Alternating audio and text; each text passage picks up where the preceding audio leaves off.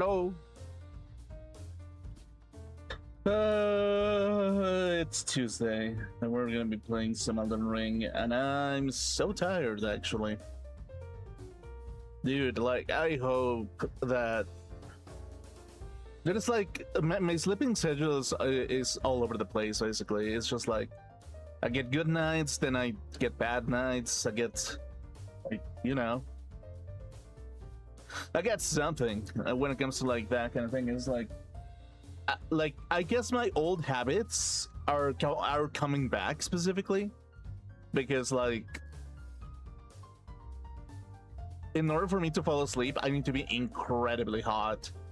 Like, I need to be fucking sweating like a pig in order for me to kind of like fall asleep or something, which is kind of weird to think about, basically, because it kind of like encourages me to kind of like it kind of tells me that I should probably take a shower like even twice a week, or I mean twice a day basically, or something. I was like, oh god, please don't do that to me, actually. So yeah, here's the thing though, because there's kind of this project that I'm kind of like observing, basically.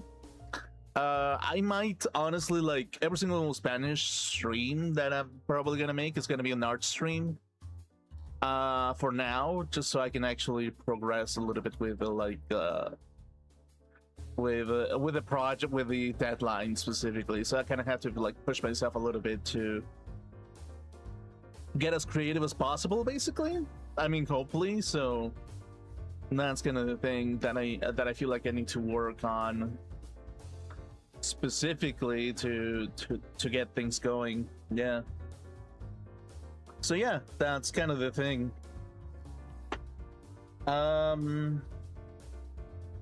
Yeah, pretty much. It's like, dude, I've become a redneck, actually. I've become a redneck. I don't know what it is, basically, but it's like, for some reason I get like a skin infection, like around my neck, because of the amount of sweat that kind of stagnates around my neck. And it's like, oh, dude, like, it kind of makes me think that it's like, okay, probably it's kind of like some kind of infection, because I've gone to a doctor, and they've told me, yeah, you need to kind of like, you need like a special ointment so that this disgusting gunk does not make your neck feel like incredibly disgusting or something. And be like, okay, yeah, sure, whatever. I guess I do need to get that ointment again. And specifically, it always happens around like the time where it's like very hot. Specifically, is like, yeah, I guess it kind of becomes a little bit of a complicated thing to deal with um with like hot weather in general. But yeah, here's the thing that I cannot come to realize, that is like, dude, it's like anime became popular like around, like, I want to say like in the middle of the 2010s, right? Like, I want to say like probably 2014, 2015, something like that. Like, it became way more mainstream, specifically beyond what we kind of had dealt with, basically. It's like, if you were a kid in the 90s, you kind of grew up with like anime in general, basically, which was kind of like, I mean, a lot of people didn't really like give exclusivity to anything. It was just kind of like the adult-ish cartoons that you can watch in the middle of the night or something, right? So in some shape or form, it's like, every single time that I see people like criticizing something about it, I just kind of scratch my head a little bit about, like, a little bit, because I'm kind of like, hey, yeah, that's kind of funny. It's like, you know, like, to some level, I'm starting to think that it's just like, there's way more otaku out there, and there's like way more closet otaku, basically, because like, that's kind of the situation, basically, that that the anime community, well, I don't want to say anime community, I want to say, like, otaku community in general, it's like, yeah, it has been way like it has been around for like the longest time, basically, right? It's like whatever. Like I don't think that there's any kind of necessity to get to kind of like be a name to yourself to be like, hey, this is kind of weird or something, because like this thing has been around for like at least 20 30 plus years, even in like, I mean, this kind of like community has been around for like at least 50 years at this point, right? Way before a lot of us were actually fucking born. So it's like, to some degree, every single time that I see something like a contrasting opinion about something, I'm just assuming that it's just like, you know, like specifically it's somebody who is part of the community already, right? It's like people who are heavily criticizing something about the community. It kind of implies that they've been part of the community already for the longest time, basically. But it's just like, yeah, they just have like another personal interest in the way, basically. So yeah, that's kind of the thing a little bit. Like the contrast about everything, it makes me question a little bit about what kind of perspective they really are a part of, basically. That's like, yeah, preventing the thing to be generalized as everything, basically. Because it's like, yeah, that's where like shit starts, basically.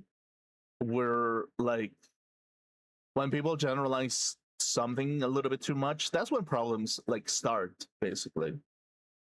Right? Because it's like, yeah, when problems literally start whenever like people start generalizing about a specific part of the community or something, because it's like at that point it's just a matter of like starting shit for the sake of starting shit, basically.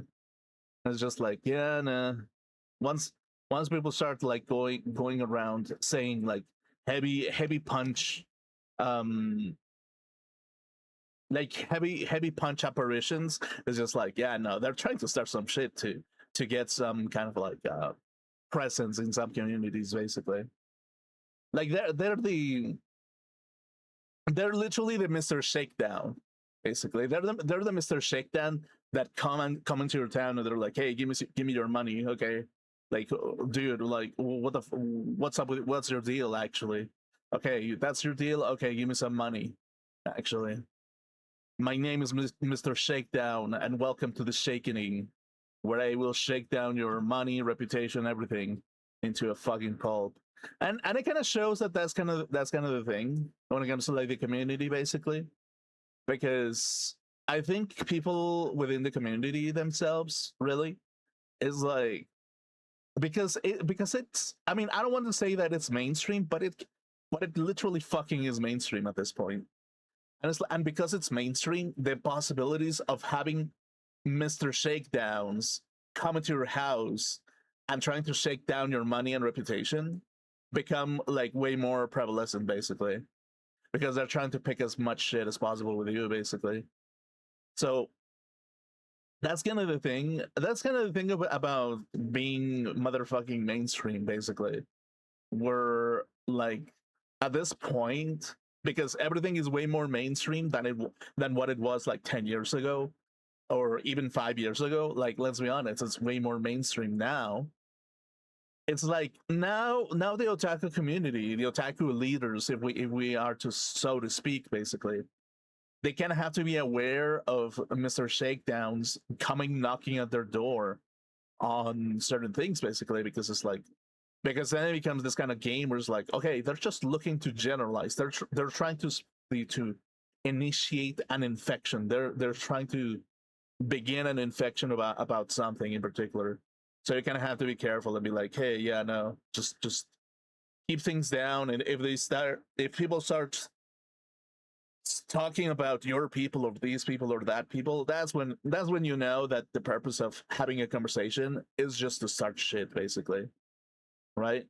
It's like when you know that your wisdom really needs to come forward and you kind of have to like observe what the person that is next to you doing and be like, okay, yeah, cool. How, um, what do we do specifically to just calm things down? What do we do specifically? What kind of cold shoulder do we do how do we react, how do they react, and so on, basically. And it's like, yeah, that's kind of the thing. And here's the thing: me personally, I'm not a big fan of like a lot of aspects of the otaku community. Basically, not everything over the otaku community is great, to be honest with you. Um, but I'm not gonna shame the entire community because there's just a little bit of part that is just kind of like really bad, basically. Really, but so that's kind of the thing. Really, it's like when we start generalizing a lot of the shit, that's where the fucking like. I mean, that's literally where the tent starts collapsing onto itself, and the community just goes to shit as a consequence, basically. So yeah, basically, it just kind of becomes this kind of thing where it's like, yeah, it's like if you can, if you're a leader within your own community, basically, and you're handling like people who are too contrasting about opinions, and they're just trying to start generalizing shit and starting to start some fire for no fucking reason, be aware that they're just acting as a Mr. Shakedown of an opposing um like, should I say, uh school of thought or like school of animation or something like that, basically. And it's like, yeah, it's kind of funny because like I'm not I'm kind of a, I mean, I do enjoy some Western cartoons, basically. But it's like the reality is that Western cartoons have gone to the fucking drain because let's be honest, it's just there hasn't been a lot of creative people around the Western hemisphere. Like if you think about it, basically in the Western hemisphere, the reason why the artificial replicators of images basically became popular, and that is because like in the Western sphere, the people who were present in that sphere were just not creative enough.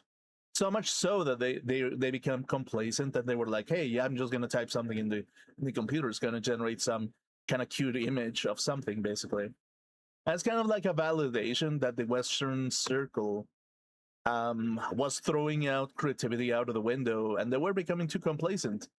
Like they just they just didn't give a shit about their own communities, basically. So that's kind of the thing. If you think about it, basically, is like, even though that if you told me, hey, would you consume anime your entire fucking life or like Western cartoons, I'd totally go for anime, absolutely. But it's also kind of this thing where like certain other creative circles do complement other circles in terms of creativity, basically, and it kind of helps having a more enriched like production cycle, basically, where we have things that come and go into a position. So it kind of becomes this kind of thing where it's like I feel like a lot of Western animators basically have to like stop hardcore simping and actually, instead of sucking the dick that it's not theirs, they need to start sucking their own dick, basically. As weird as that sounds, basically.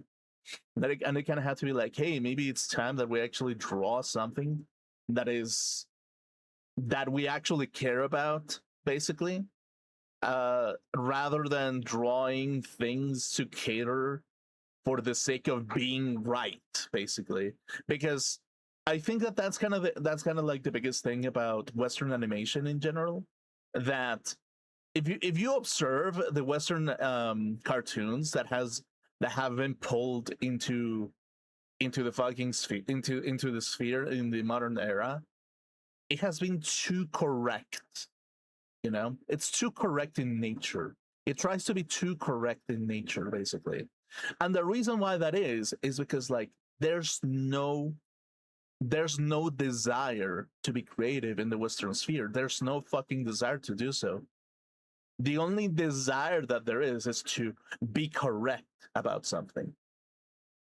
And it's like the thing about that kind of attitude is that you're create like people are gonna create, really, like emotionally repressed people because they were too correct about something, when in reality being correct is not necessarily like a good thing always, basically. Because it's like if we are to be absolutely correct about the essence of humanity, basically, it's like, yeah, well, human beings are pieces of shit, and we're the biggest evil ever, and we should be exterminated, and so on and so on. Because even within our perspective, we are never going to be able to give any kind of like good to the world other than whenever we're gone, right? And it's like, if another animal evolves into the food chain and kills humans, the biggest evil of them all, quote unquote, then they will be the biggest evil of them all. And if that animal then becomes sentient enough to basically be the bigger evil because they killed humanity, then it's at that point you're just kind of gonna be like, hey, well, this species is way so beyond evil because they exterminated human beings that were trying to survive or something. And it's like, at some point, if you think about it, it's just a matter of survival at that point. It's not a matter of correctness. It's a matter of like existence. It's a matter of like giving value to your own existence and the capacities that you have to reflect on the things that you're a part of, basically, and the value of having family, friends, pets, dogs, cats, like a random slag that you found, that you met that one day at that anime convention, and that she doesn't shower as well. It's like, that's kind of the thing a little bit, if you think about it. It's like if one must philosophize about the aspect of evil that humanity is capable of, one must understand that no matter what you do, there's no absolute evil within humanity, and there's no absolute good within humanity. The same way that other species will not be capable of saying that they are beings, that they're entities of absolute good, or they're entities of absolute evil. Because within our societies, we're bound, we are bound by the libido that moves us, basically. And our libido is the one thing that causes us to basically have any motive to keep existing and reproduce, basically, or to kind of like leave our print in the world, basically. Our libido, which in Western civilization we kind of like demonize libido itself, even though that is the root of life essence, if we actually do think about it. And it gets done in such a prude way to basically focus it on something that is way more constructive beyond beyond the nature of human beings, basically. And it's like, again, down to this aspect of humanity that is like, libido has always been and has always been the root of our productivity, basically. So if we are to put butts on every aspect of the libido inside of our essence, we would have never gone this far to create anime or like cartoons, to have like technology where you can type into a prompt and tell it to draw the biggest anime titties that the world has ever seen, and create a personality so that they call you daddy every single time that you hit it from the back of the tab key, basically. Really, it's like, if you think about it from that perspective, it's like the reason why like a lot of like people are prude about it. It's for the sake of shaming the essence of humanity, basically, shaming the origin of their own intellect, basically. And if you shame the origin of all intellect, basically, at that point you're just praying. You're praying for sterility, basically. You're essentially hoping for sterility unto others, but not for the individual who is enforcing the sterility. And if we actually compare to what Western society has been doing, like the last, I want to say, like probably 10 years, basically, like the Western sphere, the entire fucking time Western civilization has been shaming themselves and going into a state of sterility to the point where they are unable to keep having any sort of identity within oneself, shaming the individual to for trying to find a place in the world, basically, when in reality that is the origin of all beauty, if we actually think about it. So that's kind of thing. And it's like other people are using their libido to shame people into sterility, basically. Like, if I have to be honest with you, with like the otaku community and the Western animation circle, is that specifically what has happened in the last 10 years is that people have used their own libido, right? Like, think about this. People have used their own libido to shame you into a state of sterility where you cannot exert your libido yourself, but the one who happens to shame you is fully capable of using their libido to destroy yours, really. And it's like, if you think about it from that perspective, the state of facts, the facts on the table are that the people who are constantly encouraging to make irreversible damage to people for them to find themselves in a state of freedom, they all have the thing in common where they just seek the sterility of individuals who are not them. Basically, they seek this sterility. They seek people to become sterile outside of their own, outside of them, because they need their libido to shame you specifically. They need the libido to seduce the audience into a radical idea of mass sterility, basically. They need to seduce. It's like they use their own energy, their own origin of energy to make other people not.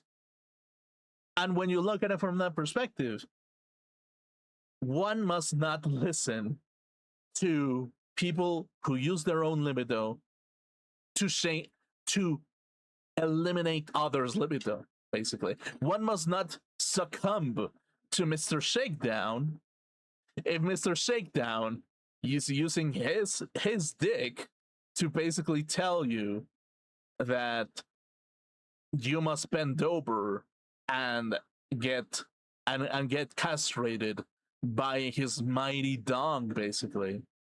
If you think about it, basically. Like, if you think about it, that's literally what it is. If we actually start philosophizing about, oh, how terrible humanity has always been, and how we will never progress beyond the eras of absolute destruction and everything, it's like the destruction will not mean anything in the end, basically. It's like people who went through hell and back, really, will have suffered for absolutely nothing. Millions, billions of deaths will mean nothing because you decided to become sterile yourself, basically. Right? It's like we kind of have to look at the present philosophically, right? We kind of have to observe the present as what it is. And we have to understand that it's like in China, billions of people died during a time period. In America, a lot of people fucking died because of bad treatments of a particular period, and they had a lot of unethical behavior done to a group of people. In Mexico, a lot of people fucking died for trying to fight for their own version of freedom, and for them to actually feeling like they're individuals beyond the the state of skin that they had, basically. It's like, and it's the same in America sometimes, but it's a little bit less in America. They kind of like suck their dick about their skin color all the time, let's be honest. And it's like in Japan, there was wars about like unifying that country under one flag and so on and so on, and seeing who the top dog was at that period, basically. It's like, and it's like, and again, it's like the British Empire kind of did the exact same thing where they expanded, and it's like, okay, yeah, well, we didn't leave anything behind, which is kind of like a little bit shameful. I'm not gonna lie. I'm not gonna lie. It's a little bit more shameful than other empires, if I'm completely honest with you. But at the same time, this kind of thing where like specifically all those sacrifices that people have made, even if the past itself is not entirely clean by nature, right? If we're completely honest about the state of every single aspect of culture, really, we should not embrace sterility by submitting to another man's and woman's libido, because it's basically submitting to it is the essence of absolute submission to is giving absolute reason to another individual, basically, and to disregard your capability of reasoning to another person, right? And if you are, then you are basically validating that there's absolute good on one side of the board and absolute evil or another on another. And if that is the case, the only thing that you're doing is just creating more terrible states of mind towards self-destruction, because people have validated others into a state of absolute good, really, when in reality no such thing exists. Really, no such thing exists as absolute evil. No such thing exists as absolute good. There is one thing that I will absolutely say, and it's like, and that it can be the origin of all chaos, and is the absolute submission to the idea of absolute good. Really, it's like if we are to kind of like rationalize the essence of all this chaos and destruction, is the assumption, really, that there is an absolute good unto the world, and you must submit to that absolute good in every instance of life, basically. And it's like, if we think about it, if you are a living creature on Earth, you will never see a thing in the world where they are of absolute good, or absolute bad, basically. No such thing can exist in the reality of humanity. No such thing. There's only lazy people, crazy people, and there's only people who just wish to use their libido to destroy yours. And that's really the essence of everything. So do not do not submit to the idea that in this world you will find absolute good in one side, because you won't. You will never find absolute good in this world.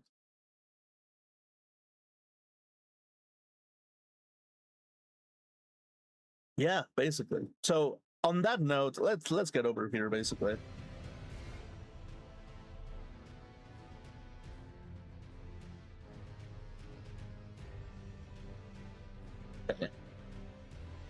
Okay, cool.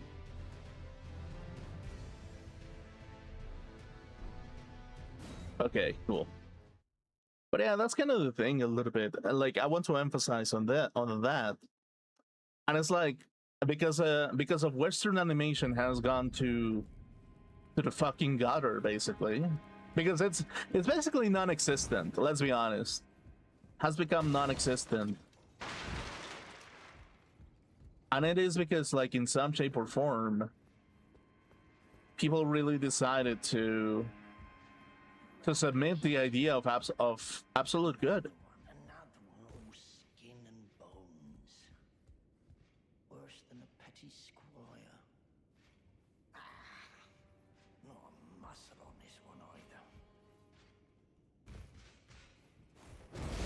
Oh, what? Oh, wait, what the fuck? Okay. Well, that was bad.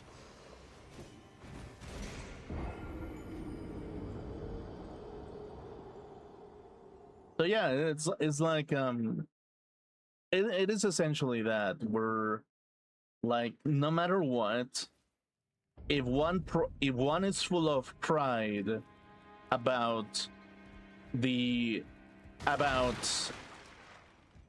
if you observe a human being out there into the world who is full of absolute pride about something, they've already been seduced by another human being's submission into the idea that they are the better good, or even, dare I say, the root of absolute good, of absolute justice, of absolute everything, basically.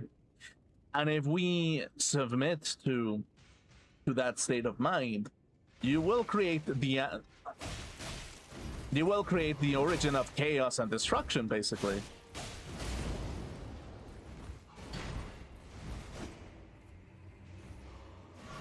So by declaring absolute goodness on something through sheer submission, through the submission of your being to another one,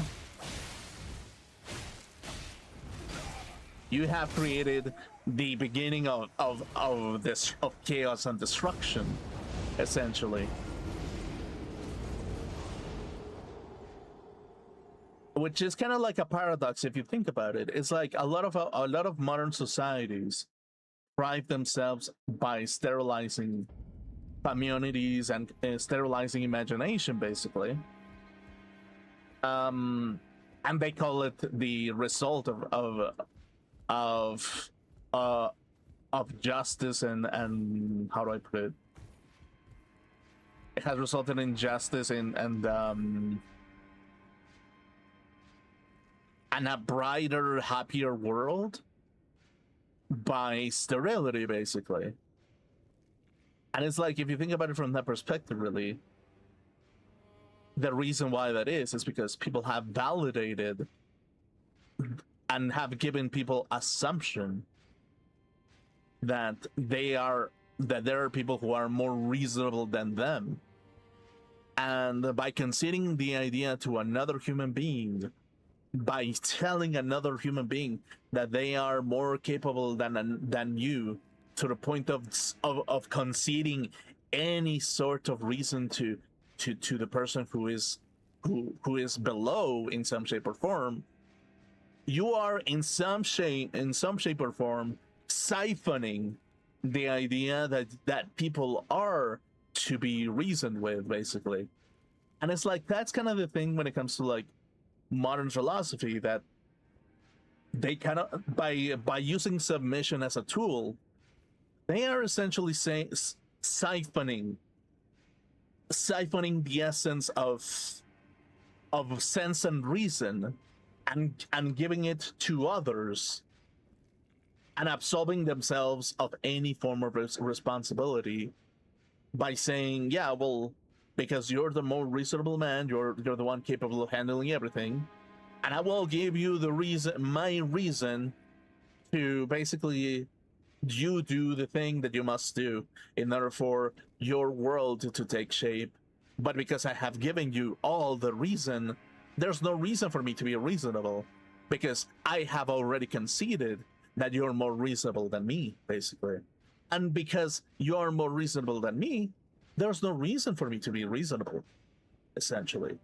By me submitting to another human beings, it becomes way easier to become a moral and unethical due to the fact that that people have stolen the energy or the essence of absolute reason to another human being, basically. And if we actually think about it from that perspective, it just kind of validates the idea that one must never absolutely give 100% the reason to another human being. One must never do that. The only and if you do, you are essentially creating the next purge of the next purge of souls in the making, as you have conceded all your reason to another person, basically. And it's like, if you think about it, that's where all the origin of chaos and destruction happens. That is literally the essence of chaos and destruction.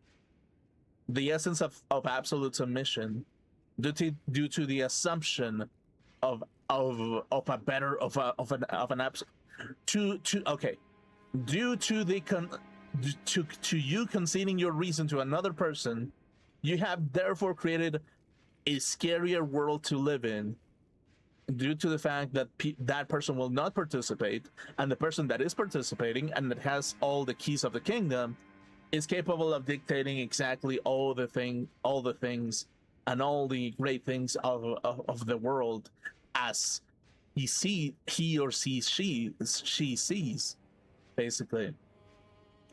And if you are doing that, the only thing that you're gonna be creating is a bunch of sadists that are looking for pain and for some form of genocide of anything that opposes their worldview, basically. And it's like, that's kind of a big problem when it comes to like modern groups, because, like, as we know, not every individual in this world is the same. Not every being in the world is going to have the same preferences as I do. Is there gonna be a man out there who likes, I don't know, like, who prefers like white women more than I do? And it's gonna be like, yeah, absolutely. And if that man is given the absolute reason about everything, his brain will then absolutely think that his word is rule, and he will say, well, white women are therefore the most reasonable human beings, and therefore they have superior moral grounds to decide what is the better thing to do in a situation, basically. So that's the funny part. Specifically, that is the funny part of submitting your reason onto another human being. Because at that point, an individual who has been given reason about everything will therefore dictate something as arbitrary as saying white women are way more reasonable than other women, or white men are more reasonable than other men. Because by doing so, you're basically saying, I believe in you. I believe in your capacity, on your capacity to have reason about everything else. So much so that I absolve my reason onto you. And I will give my sacrifice of becoming an amoral person so that you are free to explore the world that you are capable of exploring, basically.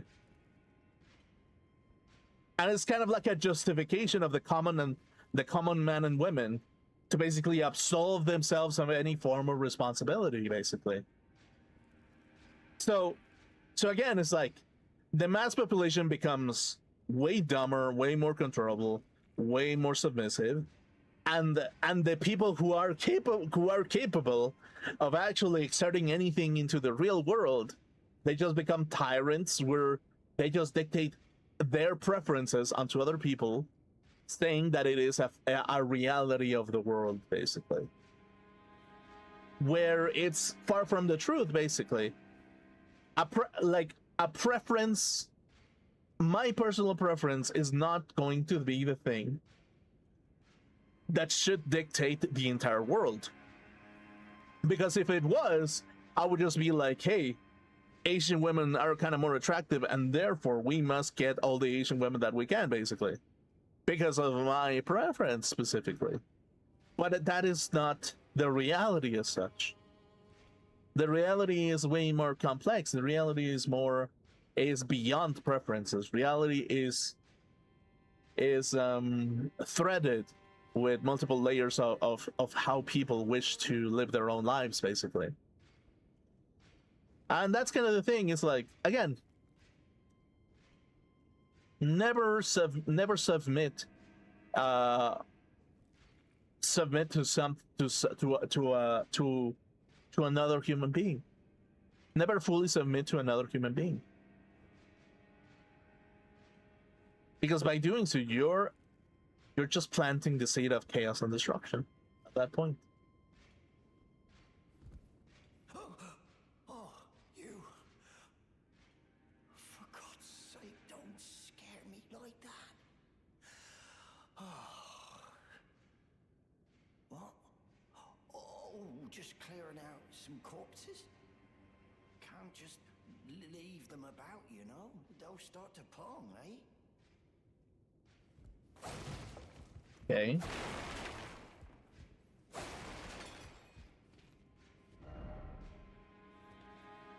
Could this be a lover? I mean, maybe if you try hard enough.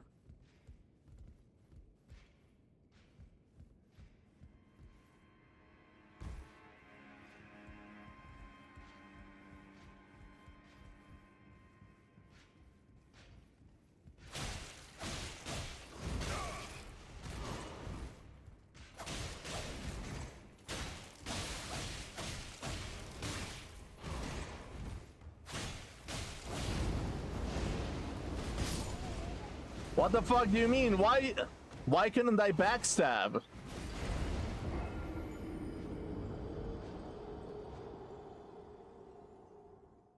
So yeah, it's like, in some shape or form, like, if you think about it, sloth is the origin of complacency, basically, and it's the origin of the downfall of everything, really. It is the beginning of chaos, basically.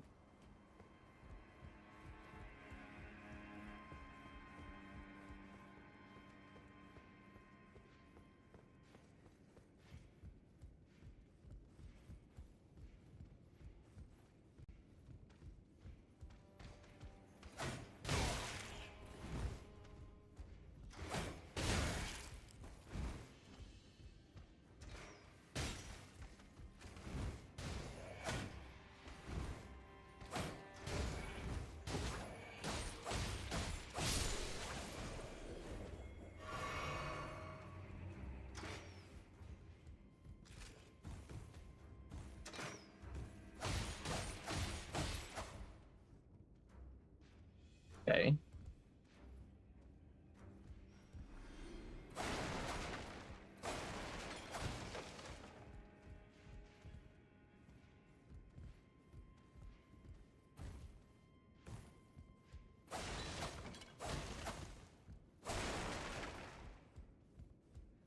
So yeah, it's like, I guess what I want to emphasize as well is just like, just because somebody can program and have a very highly logical mathematical brain doesn't mean that they're going to be the beings of absolute reason.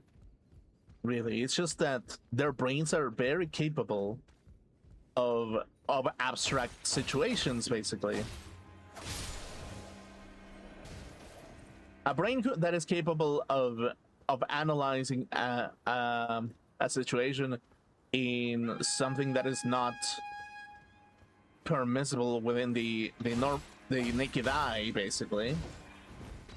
It's like, yeah, it's a good trait to have, but it's a state of, it is not the absolute definition of everything, because by nature, basically, by nature, the human being who is highly logical, mathematical, basically, by nature, the brain who is capable of thinking in an abstract manner is going to be very well versed in the fields of abstract knowledge, basically. And the reality is not made of absolute abstract knowledge, really. It is made from multiple layers, and how we filter those ideas and those perceptions into different categories so that we can analyze them in multiple layers, basically. And if the world is as such, the human being who is highly logical and mathematical is going to be capable of how do I put it? Is going to be very capable of doing calculus so that things get done in a structural manner, but he's going to be unable. He may not be capable of understanding the human necessity of something, of a human being, basically. They need some levels of sensibility for them to understand that a human being needs something beyond mathematical knowledge about something, really. And it's like, yeah, that's kind of the thing a little bit. I think that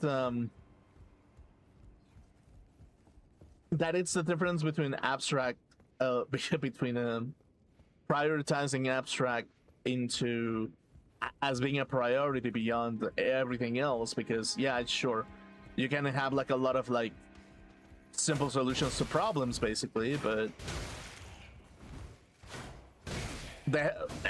health is not always as simple as saying yes or no, basically. It isn't always as simple as that, basically.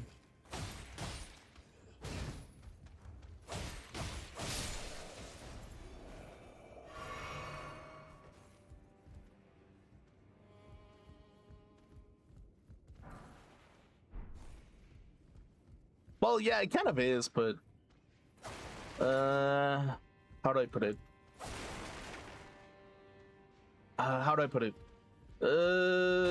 It's like, it's not as simple as saying, well, okay, no. Let me rephrase that. Medicine is okay. Hold on. Let me fucking use my brain for a little bit. Medicine is not only mathematical knowledge, basically. It's not abstract knowledge about something. You need a how do I put it? You need an observable nature, basically. You need to be capable of observing the nature of a being in order for them to cure them in the fields of medicine, basically. And if you must observe a being, the condition that they're in, you're not going to count how many things they need to like take, basically, as it's not going to be the only thing that you're going to be counting on. It's going to be part of it, but it's not going to be absolutely everything, really. So yeah, it's kind of weird. I don't know. Really.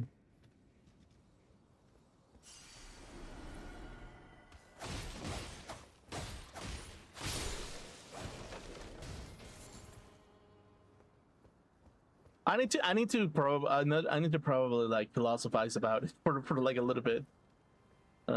Yeah.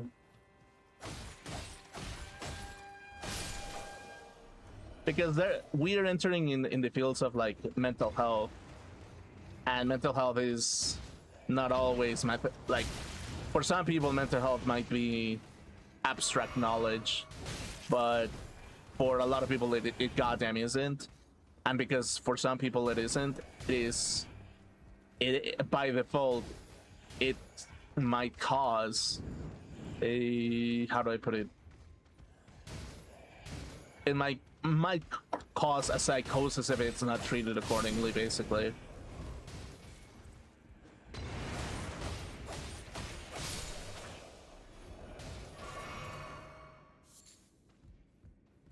Essentially.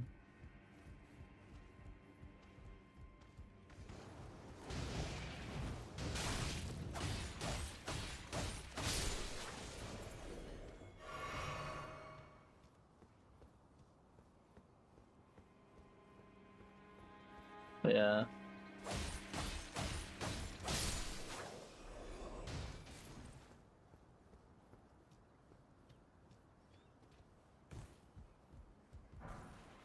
Golden Rune.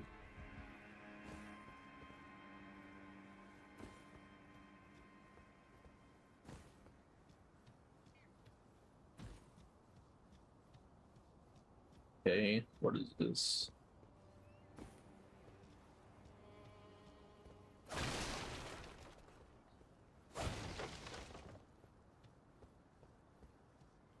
Is that it?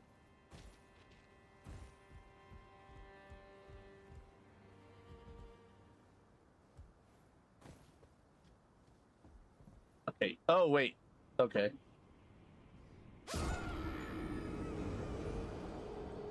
There's something here, though. Okay. Oh. Yeah, I probably can have homework. Can have homework to go through to kind of like make a like a logical statement towards that, where like specifically when it comes to the fields of mental health.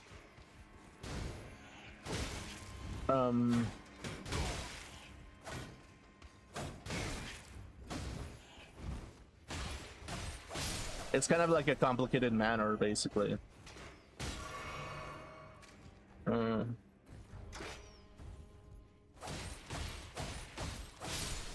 Because we're kind of entering in the fields of enjoyment. If we actually think about it, it's like, are there gonna be people who are very good at abstract mathematical operations, and it's like, yeah, they're gonna be very capable of it, but are they going to enjoy it? That's another thing, basically. It's like there's a difference between being very capable of something and enjoying it.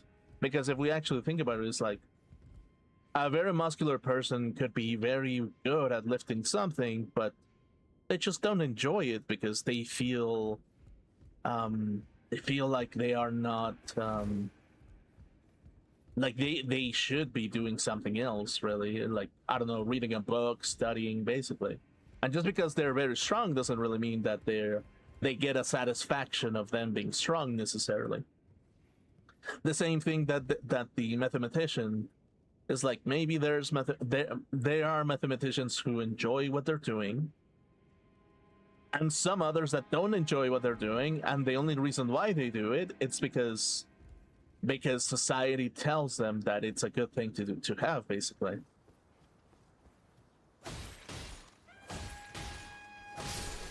And it's like, if we actually think about it, it's like you can have the smartest mathematician in the entire fucking planet and hate every single bit of his work because his mental health tells him that he must be a novelist of some sort, basically, or an actor of some sort, basically.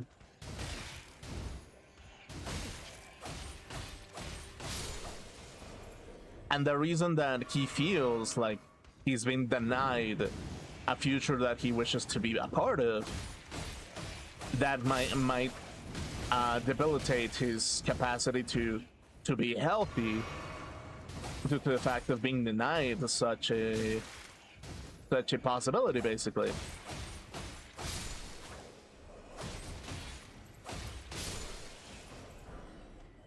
Bolt. And that's kind of the thing a little bit when it comes to like mental health, a little bit, where like mental health specific, like health, it's not always the thing that you're most capable of, but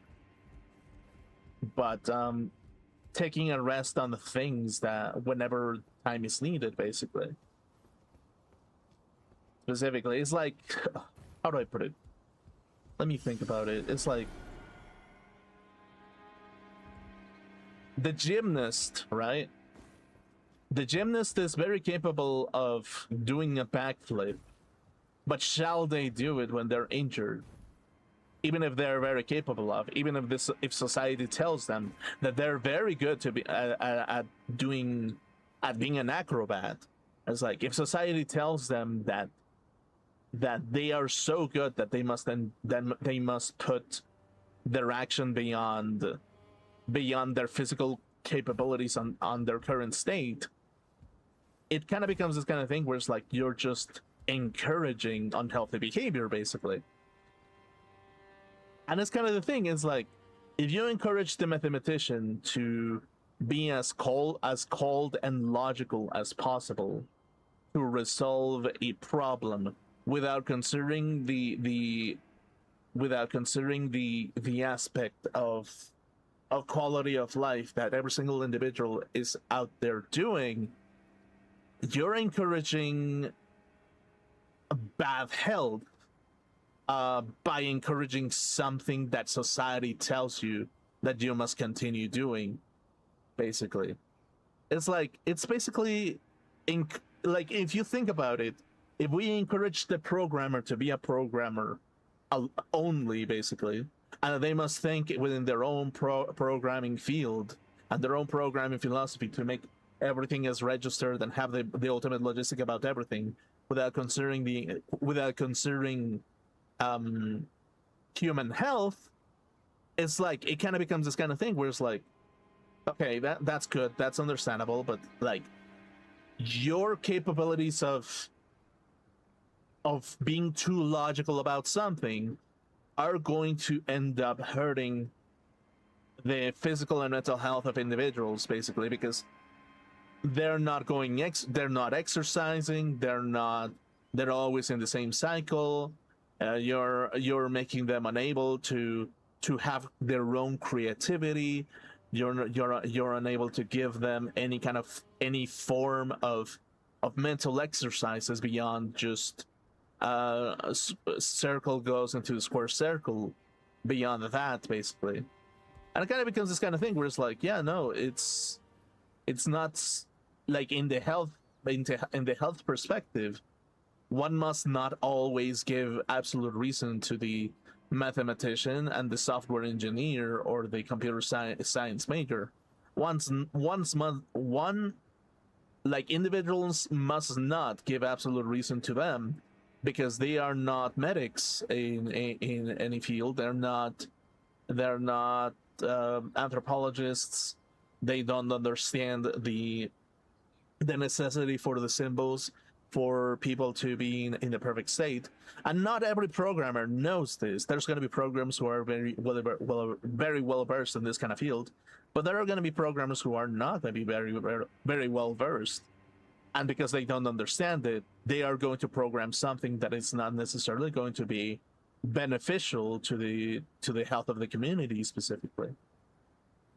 So yeah, that's kind of the thing. It's like,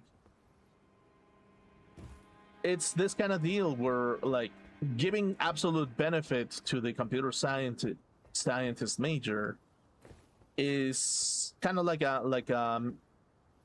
it can become a health crisis if not given the right treatment specifically.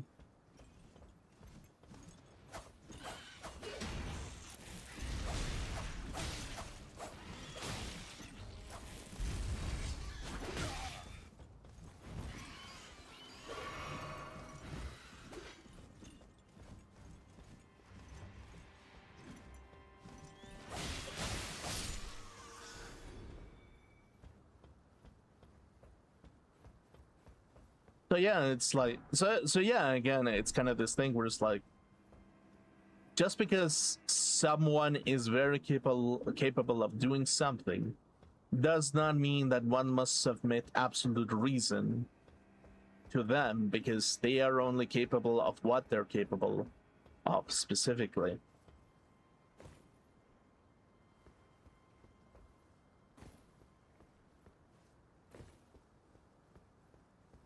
Okay. What is this?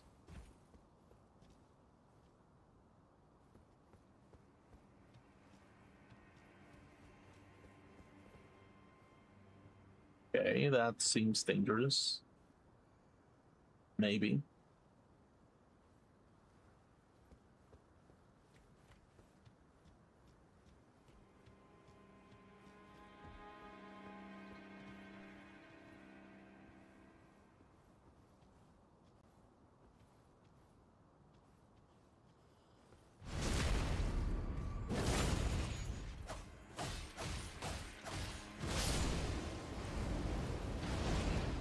Oh, what the fuck?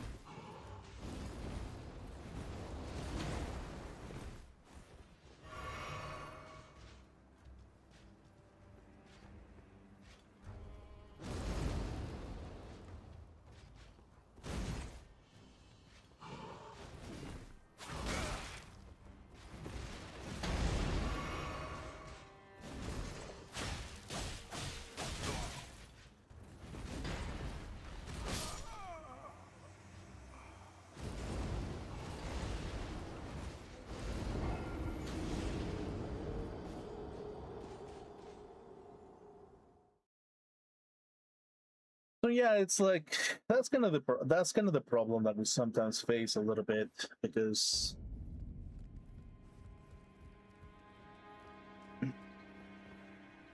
like if we are completely honest with you, I kind of have to like be critical about my own human condition a little bit from time to time and be like, okay, yeah, well,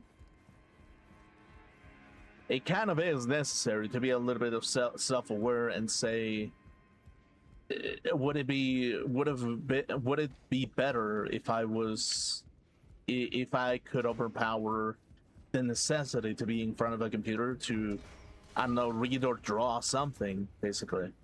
I was like, yeah, probably. I must overcome that necessity in some shape, in some level, basically. In order for me to have like a healthier lifestyle, specifically, even although that I very well enjoy being in front of a computer, basically. That's kind of like, yeah, that's kind of the thing a little bit. That from time to time it takes a lot of effort to have a how do I put it? To have a healthy lifestyle. Oh wait, there's something there. Yeah, there is something there. I don't know what it is.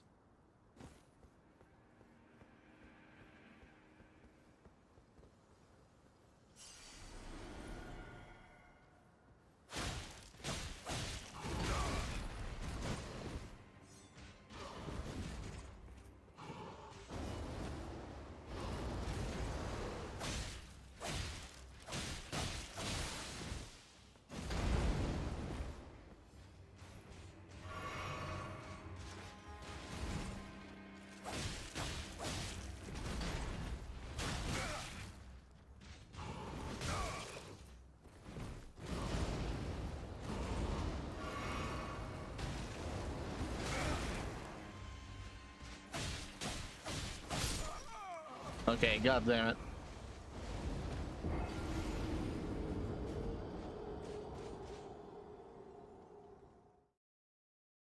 So, yeah, that's kind of the thing, basically. It's very complicated to... It's kind of very complicated if the world has become complacent enough to eliminate their own creativity for the sake of convenience, basically. It's just,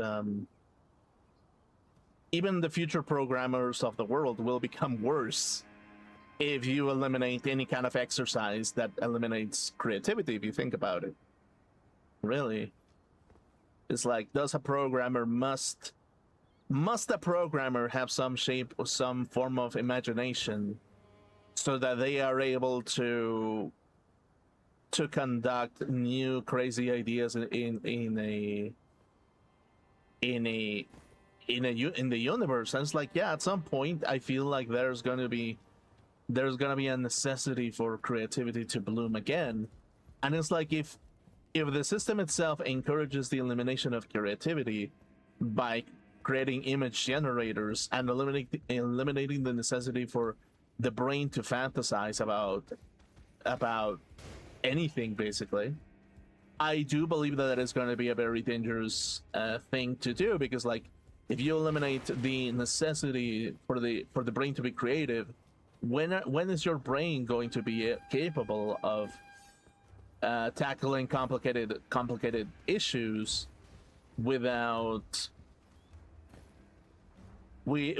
having any other unorthodox method for them to explore, basically?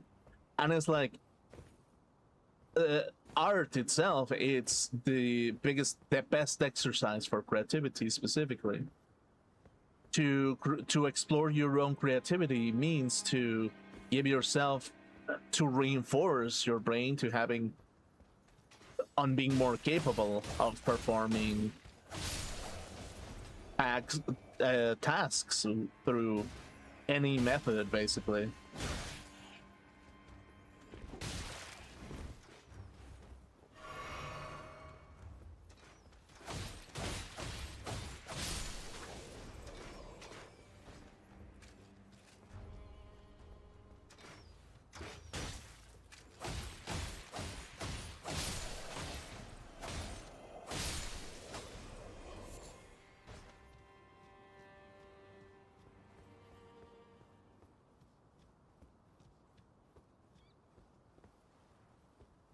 So yeah, it's like, I don't know specifically, or I do know that I think that the engineers who decided to release image generators or animation generators, they are potentially dooming humanity into a sterile world, devoid of creativity, basically. Law talisman. Yeah, specifically, it's just that. Wait.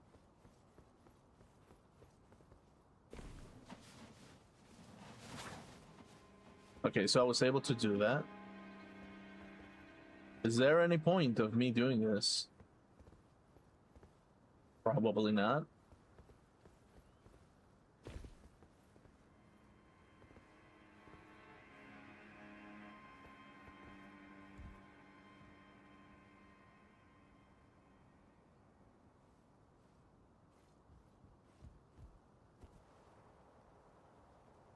So yeah, basically, it's just that I'll just be completely honest with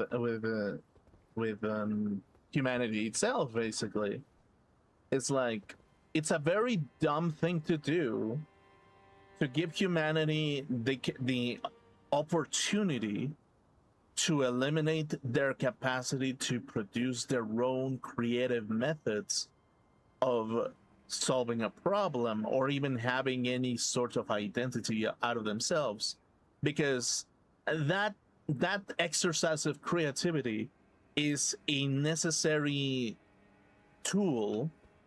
It's a necessary tool for people to just to be how do I put it?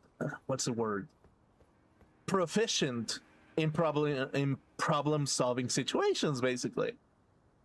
So, or even in the fields of enjoying life, where you don't need to solve a problem. It's more of a matter of enjoying life itself, of having like a healthy mind, where you can actually like enjoy being in a state, basically being in a state of comfort, specifically. So yeah, it's like, to some shape or form, I'm not going to give the Nobel Prize to artificial replicators of images And instead, I'm gonna tell them that they're the biggest retards the world has ever seen for releasing this technology as a product onto the masses. Basically, I'm going to call them retards. Like I'm actually going to call them retards. I'm going to call them spiteful retards specifically. Like I don't know. It kind of seems funny to produce to eliminate an exercise that creates human creativity. It doesn't make sense. It doesn't make sense in any shape or form.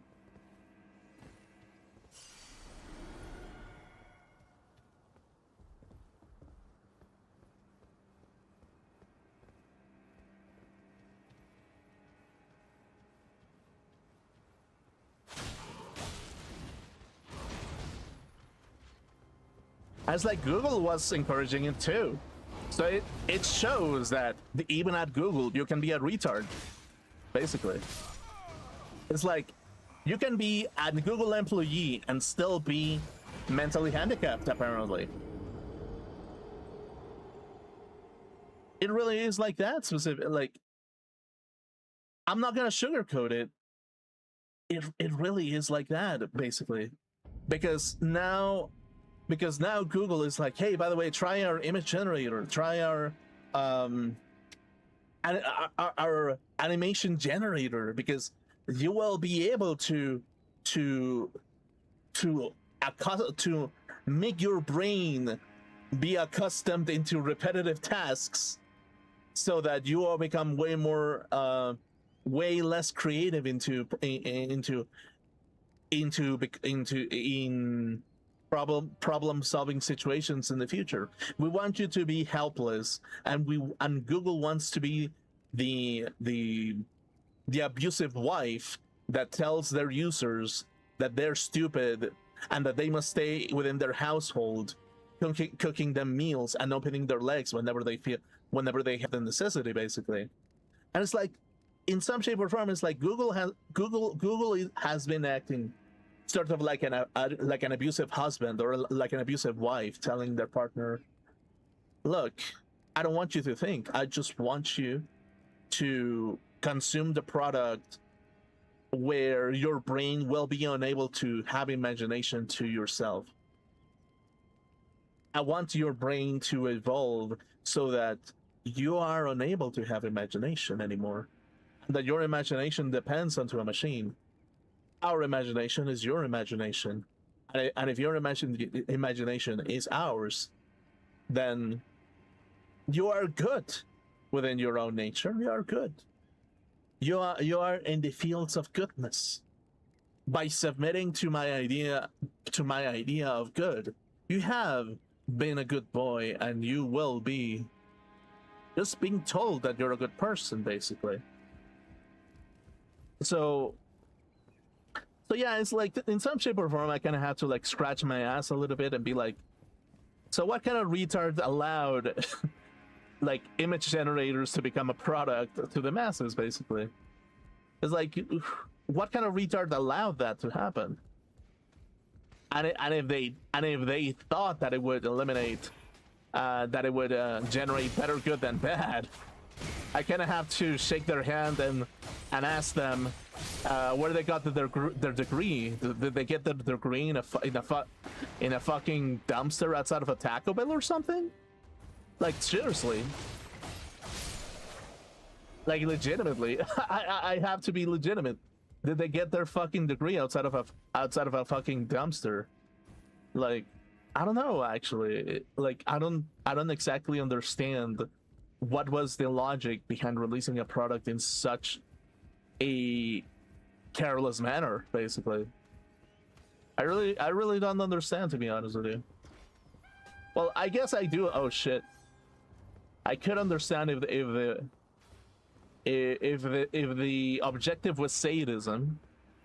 Sure, that was their objective. But if Google's objective is to be as sadist as possible, can we truly entrust them into doing the right thing? And it's like, if doing the right thing is just having a sadist little exercise so that a couple of programmers can have a circle jerk. It's like, I don't think so. No, that doesn't seem to be like a very rational thing to do specifically. No, it really doesn't.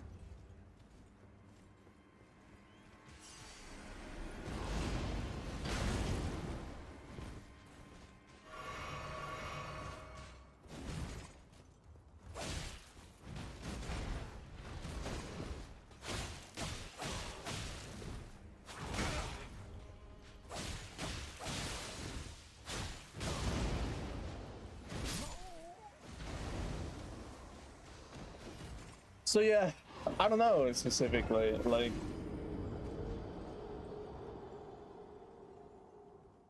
yeah, every single time that I see Google have a like Google have like a motherfucking like conference about how a program can create animations for themselves, or like the machine can create animations so that they can explain a problem, the more I'm kind of like, okay, but what if instead you just showed that people are capable of drawing a model of this situation so that they can have an idea over what is happening? And it's like, the thing when it comes to the human brain is that you learn more by doing. Specifically, you learn more about if you play a video game, you'll learn by playing the video game, really.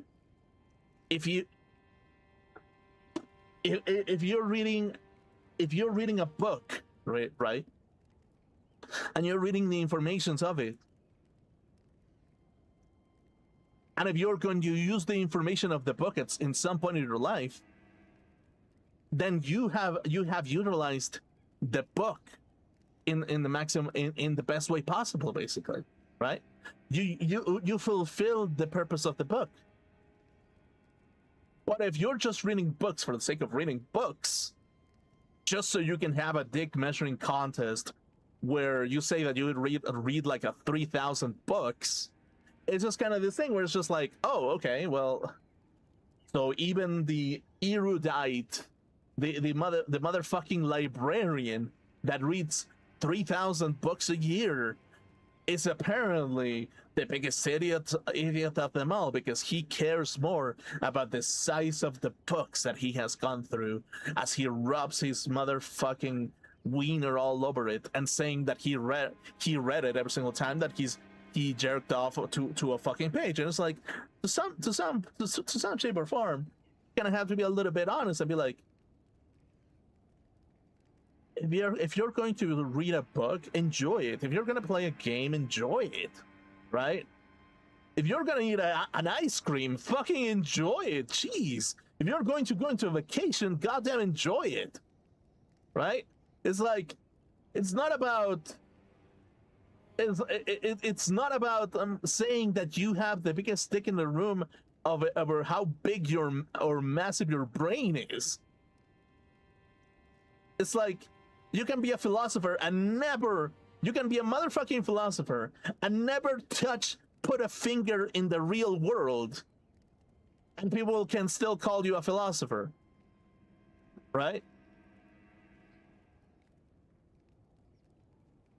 And it's like, if you think about it from that perspective, what's the fucking use of getting a degree of philosophy if you're never going to touch the world with your fingers of a philosopher?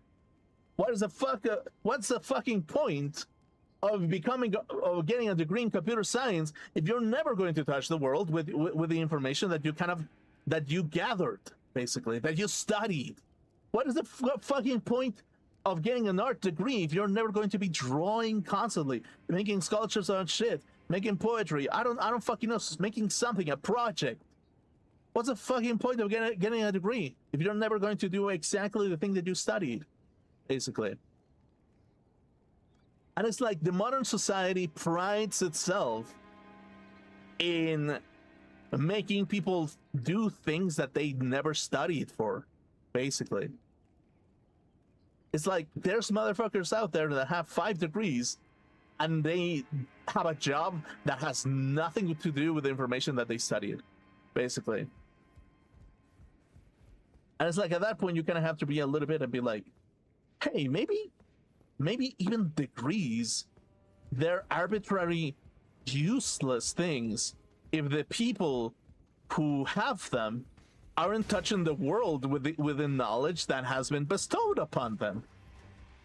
Maybe in some shape or form, you're wasting everybody's time by teaching you how to program a neural network if you're never going to touch the world with it, basically. And if you are going to touch the world with it, and you're going to do it in the worst possible manner, basically, it's just going to be like, hey, okay, so that was not very smart. And it's like, suddenly that degree that you have makes me understand that you have no understanding of the world that surrounds you, basically. And if you have no understanding of the world that surrounds you, how can anybody entrust you with developing projects that are beneficial to the community? It's like, yeah, you're not going to develop anything beneficial.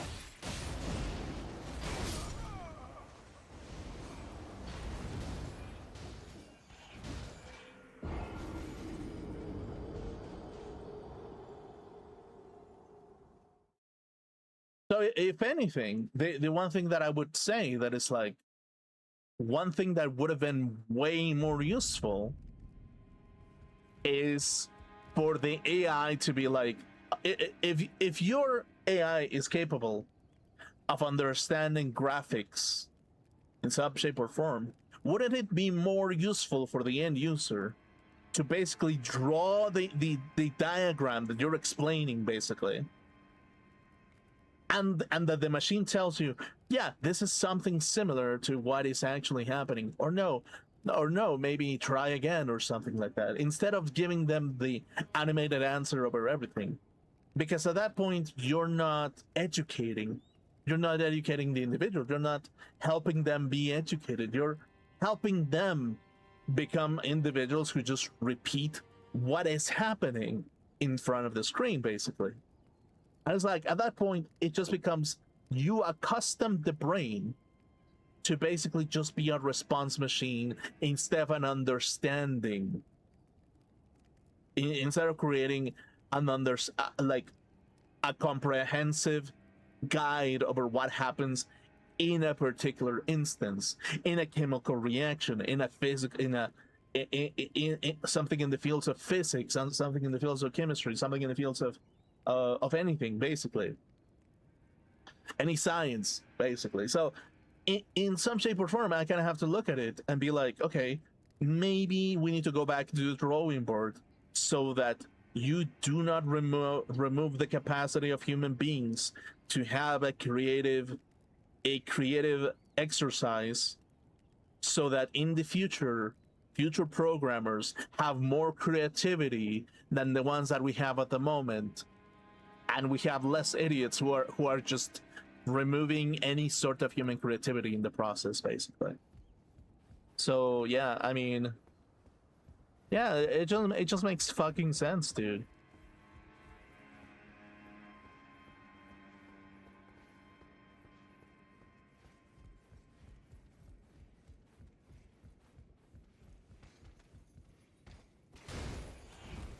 Oh fuck.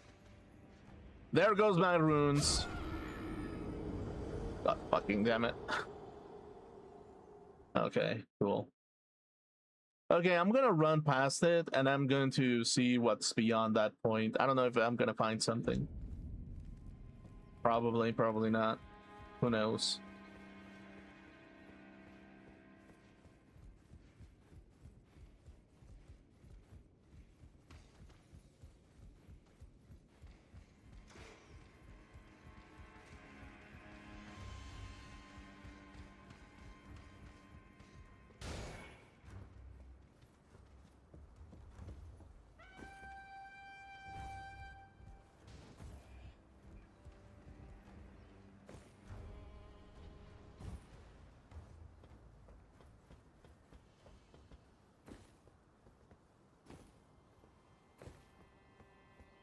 And yeah, it's like, it's like we as a society, we kind of have to assume reason over every decision that is happening in the public. It's like never assume reason. Always assume stupidity. Always.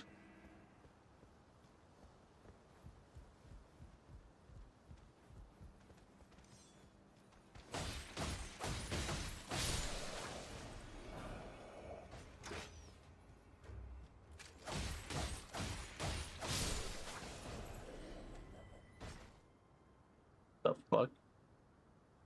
My controller stopped working. Okay, cool. Okay. Cool.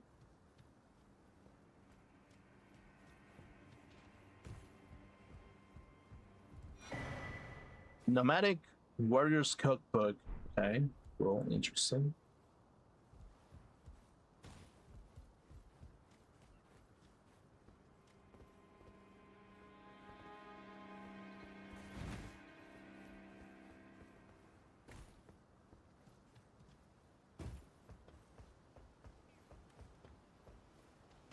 Oh, what the fuck?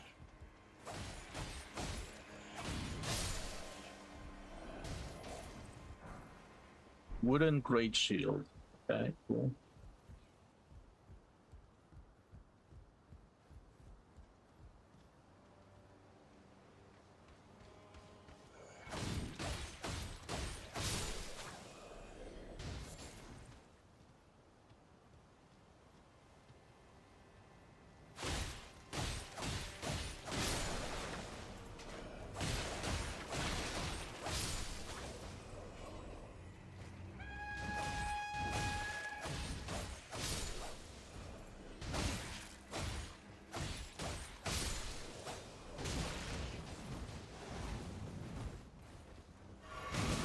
Ow.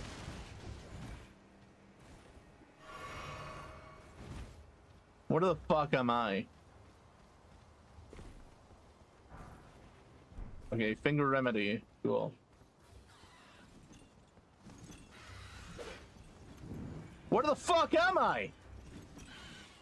Jeez, what is this place? Okay, cool. Okay, is that a seed? Golden seed, literally. Okay. Be proud. You were a fine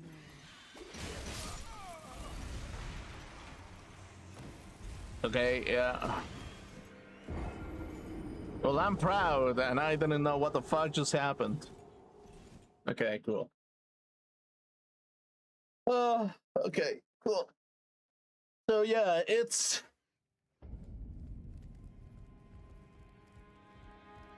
like the more that and I guess I kind of have to read into the context, basically. I kind of have to read into the Google context a little bit, because it's like, you know how YouTube used to release like all these YouTube videos where it's like back in 2010 or something like that, 2006, I want to say. And it's like, if Google was a person, and it's like, and they just put like a bunch of silly people basically just being like, hey, yeah, something, do what? Something, I don't know, strawberry jam made out of real people? Question mark? Something like that. It's like, if I kind of have to understand the context of Google, basically, we kind of have to understand that the mind of the Google engineer is probably a pedantic asshole from California, basically. We kind of have to like psychoanalyze the people who are a part of this typosphere. And it's like, if we actually do the psychoanalysis of the Californian themselves, it's gonna be like, yeah, I mean, they have a reputation of being a little bit pedantic, thinking that they know everything about anything, and that and they tend to have like these white glasses. They suck their own dicks every Tuesday, and they kind of like to LARP about being the quirky people that high school like rejected, basically. If you think about it, it's like, if we actually do the psychoanalysis of a Google employee, basically, we kind of have to understand that it's like, Yeah, no, not always. Like, we kind of have to like separate the pro. Well, compare the product with the individuals, and be like, hey, yeah, no, like there are definitely reasons for this type of person to be very pedantic about the things that they're saying, because like again they are gathering the social data of every single individual on earth, basically. It's just to some level.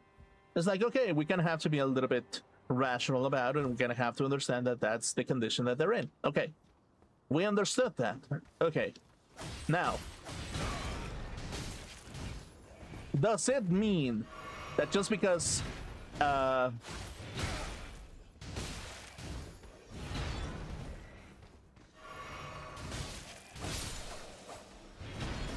doesn't mean that their human experience is going to be a universal truth?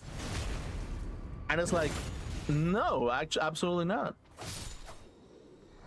Is their human experience going to be the general consensus? It's gotta be like, no, because like they haven't like they are obtaining the data from other places from time to time. Basically, they're getting data from Latin America, Asia, wherever the fuck, and they have to become compliant with all those kind of things, basically. And they kind of have to because they have to be compliant, they kind of have to be a little bit distant, basically. And because they have to be a little bit distant, sometimes that distance causes some level of disconnection.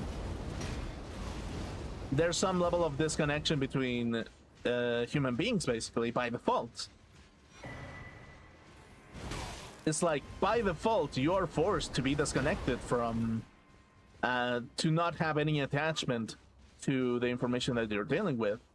And again, it's like, if we actually think about it from that perspective, a corporation that is forced to feel disconnected from its own users in some shape or form, it's ultimately going to be it's going to create a mental illness eventually, basically. And it's going to create some level of disconnection with the user base at some point, basically. And will that force the human mind to make them feel superior over everything else? It's like, quite possibly, yeah, that is very likely. That is kind of like a consequence of being too disconnected and having capabilities and logistics over everything, really, if you think about it. So because of that, it doesn't mean that one must concede the image of absolute reason to somebody who is very powerful in the fields of logistics. It's like, not necessarily. Again, not necessarily. And even if we do, it's not healthy for us, for anybody outside, to give absolute reason.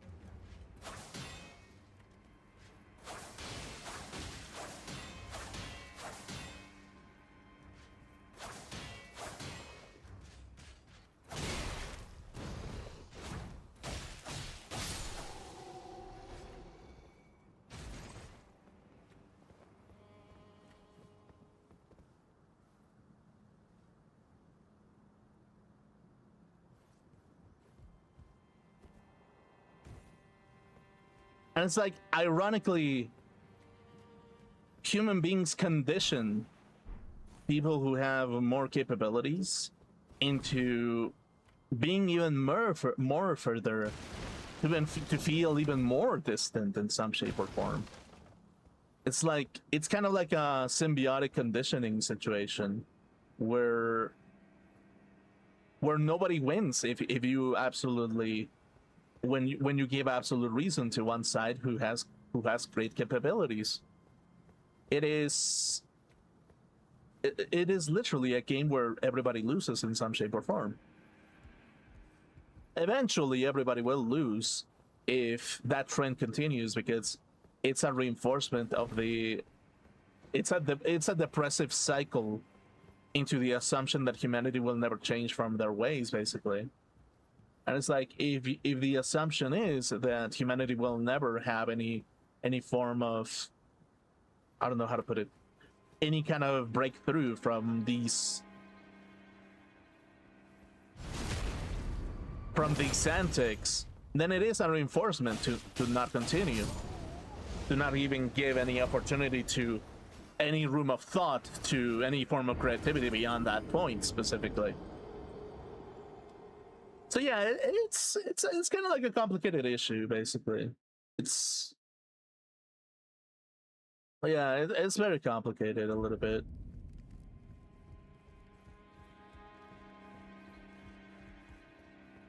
And it's like this condition is ultimately a product of having a fear of the unknown, specifically. Like, if we actually think about it, every individual in this earth will fear exactly what they do not know of. If you're a person who's trying to be an actor, you will feel fear whenever you don't have experience, because you don't know how it feels to be in the front stage on the spotlight, basically. You fear that if you lick a lizard, it will cause you some kind of like you fear that the substance of a lizard might cause you to go into a weird trip over the psychedelic fields of like, I don't know, the ayahuasca or some bullshit, basically, like to that level, right? And it's like, yeah, if you think about it, like,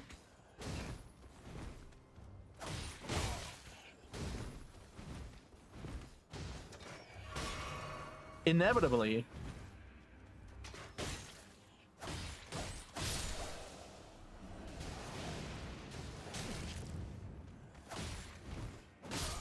God fucking damn it.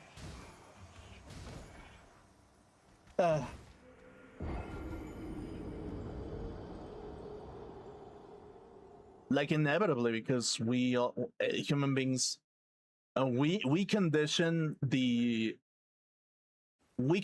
master of logistics to be afraid of us.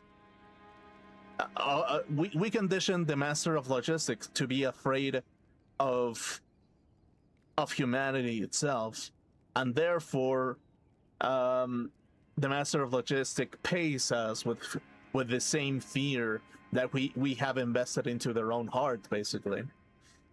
And again, it's kind of this thing where it's like, yeah, I guess that's kind of the thing a little bit when it comes to like human condition, where even the public itself conditions the master of logistics to behave in a very irrational manner, basically. And again, it's a reflection over where the headspace of society truly is at, basically. It is a reflection that there's no belief in people anymore, basically. There's no belief in any how do I put it, in any healthy lifestyle. There's no longer any belief.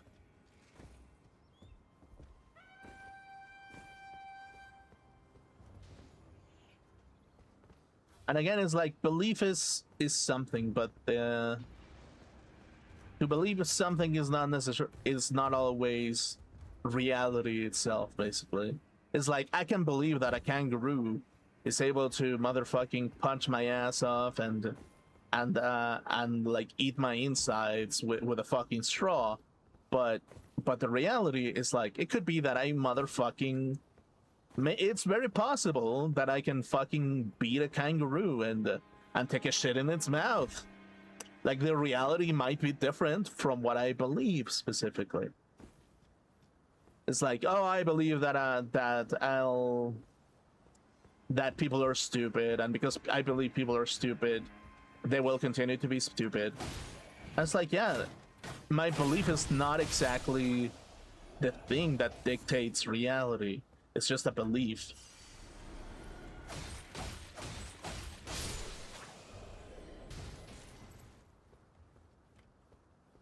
It is just a belief specifically.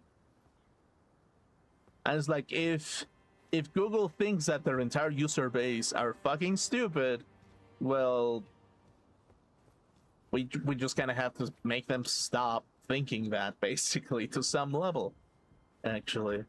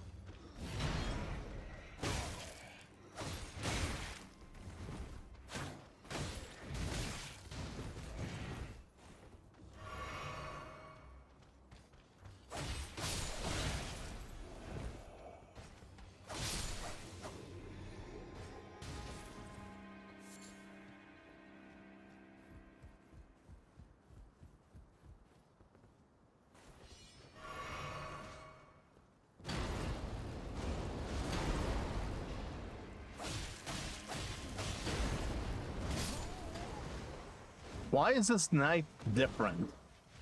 I feel like that knight is a little bit different from all the others. I don't know if he got like a weird drop or something. Okay, so maybe this route is like whatever. Because I'm going back in circles. I don't know if there's something else. Okay. Oh yeah, I got a golden seed. I forgot. Yeah.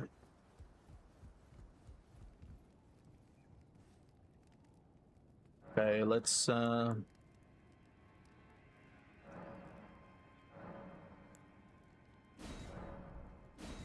I need 2 golden seeds. Okay. So I only have 1.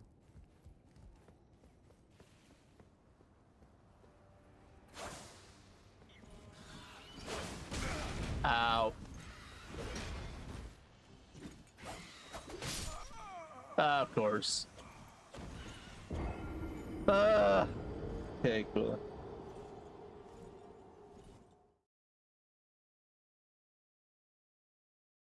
So yeah, it's kind of a difficult thing a little bit.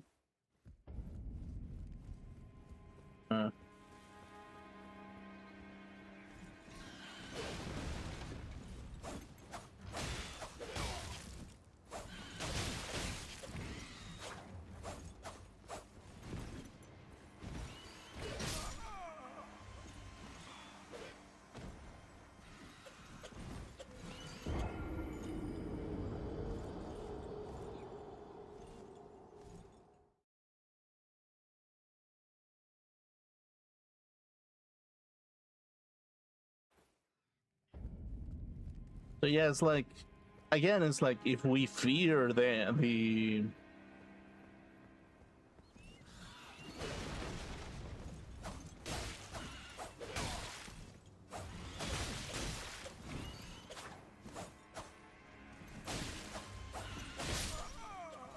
it's a little bit like if we fear the computer science maker because they have utter patience, we will instill fear into the hearts of people because it is something that is just another field of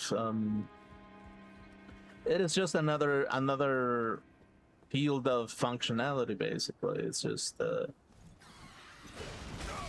ow.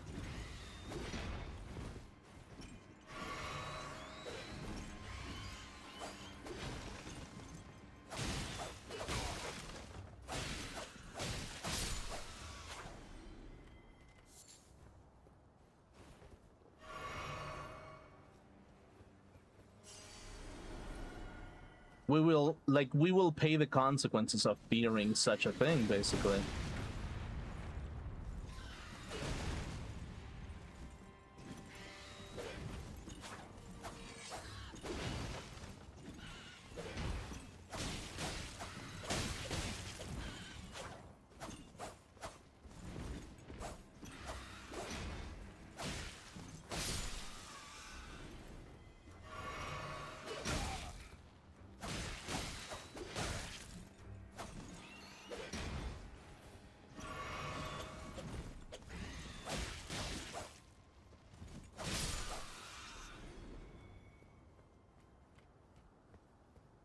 And it's like, I guess it's like modern society is a reflection that people are constantly in fear out of something that they just don't understand, basically.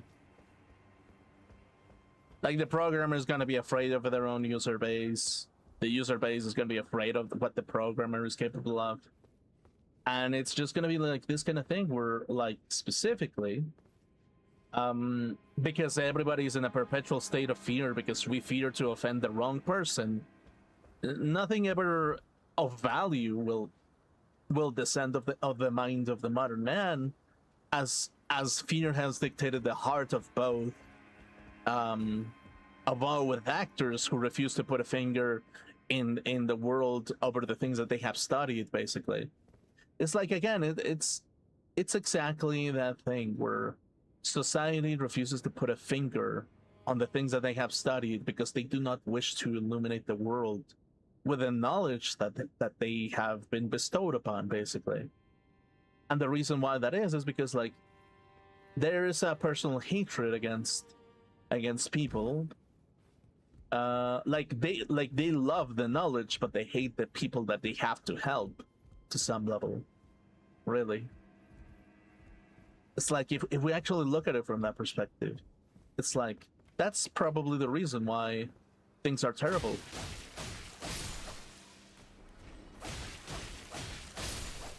That's why we have so many highly educated people, but no space for them to work, basically. Where, yeah, they just love the knowledge that has been put onto them, but because they refuse to put a finger onto society with the knowledge that they've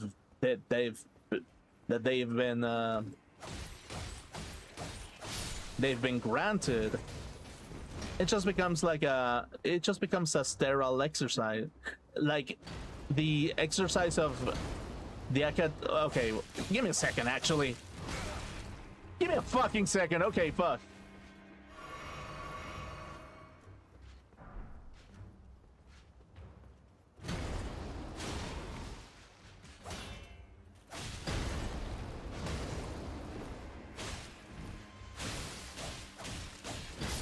Oh, for fuck's sake. Okay. So it becomes this kind of thing where, like, the modern individual loves the knowledge that they have studied, but refuses to eliminate the world that they're a part of because they hate society. And if everybody hates society by what it is, basically, then we are to assume that there's a collective illness happening. And if the collective illness has happened, it's because of the assumption of absolute purity, of absolute good. I have a firm belief that the modern disease that is in the hearts of the modern man and women, it's on the idea of absolute good and absolute bad, basically. And it's not helped by modern pop culture of Western culture, where there's superheroes and supervillains. If you think about it, it's like, I hate to say, I don't want to sugarcoat it, but it seems like modern Western audiences love the idea of being absolutely right about something and love the idea of people being absolutely wrong about something. They just love that, basically.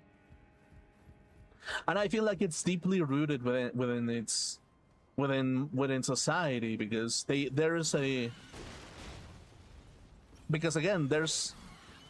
because the individuals, they believe themselves to be the heroes and the world to be the Magnetos, the motherfucking, like, I don't know, the motherfucking big wheels of the world, or whatever, basically.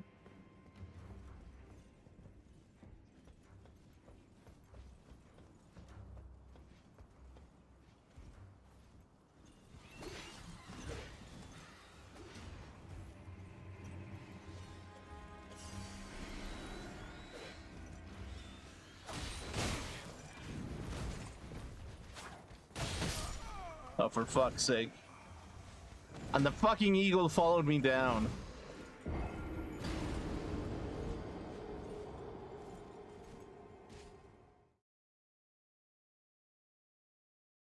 So yeah, it's I think it's a consequence of the American philosophy a little bit.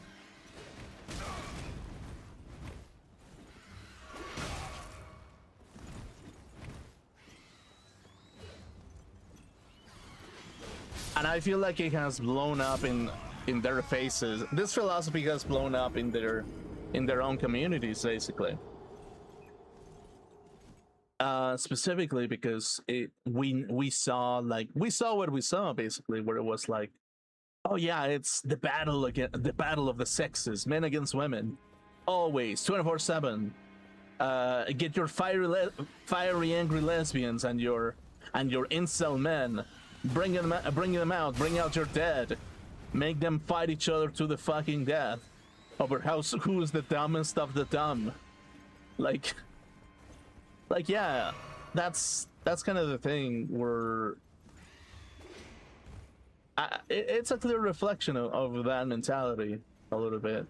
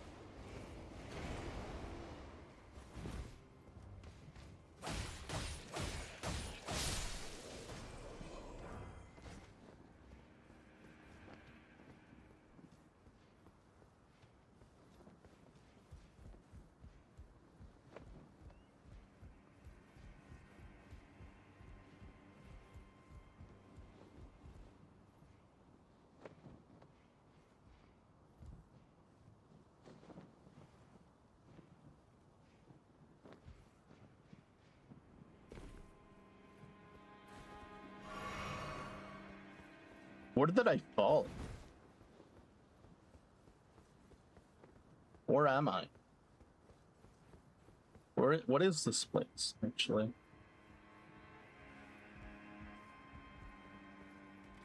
Oh, this is that part. Okay, wait.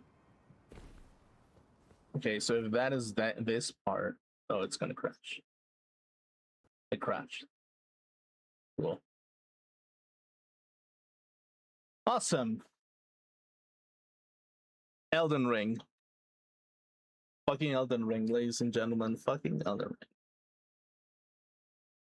Ring. Okay. Let's relaunch this game real quick.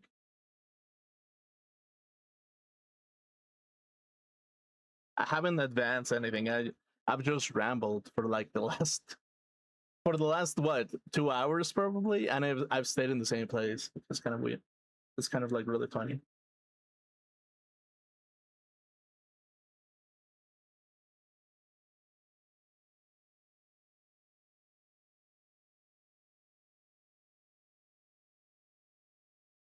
Yep.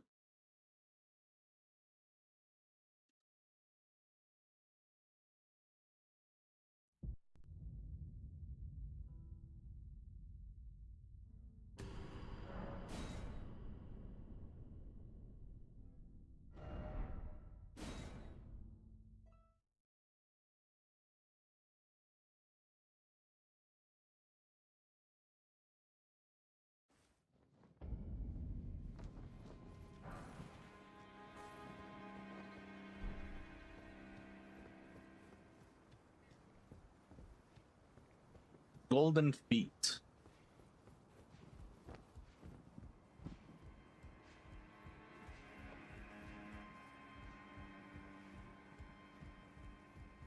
Okay, so we know that that's that place, but what use is there for me to go there? I don't think there is any.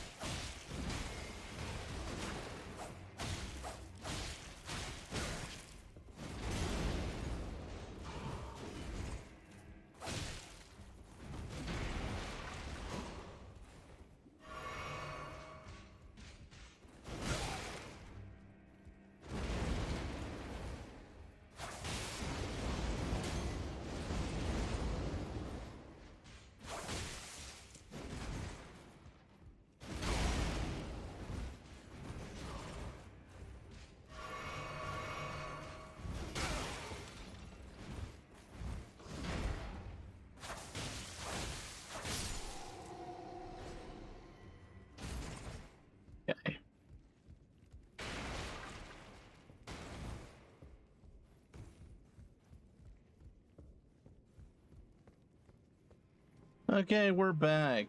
Awesome. Yeah, I mean,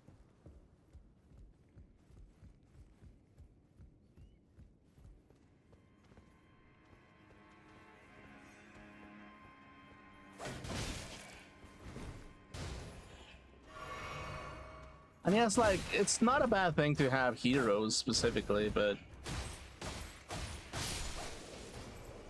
I feel like there has been a lot of, like, I don't want to call out names, but there has been a lot of voices of pop culture that have encouraged like the simplicity of human nature, basically, as a battle against from a battle against good and evil, basically. I was like, I do believe that there has been a lot of public voices who have encouraged this type of mindset a little bit. I was like, I don't necessarily think that it's great for modern society to fall into these like mentalities. Basically, it really doesn't help anybody.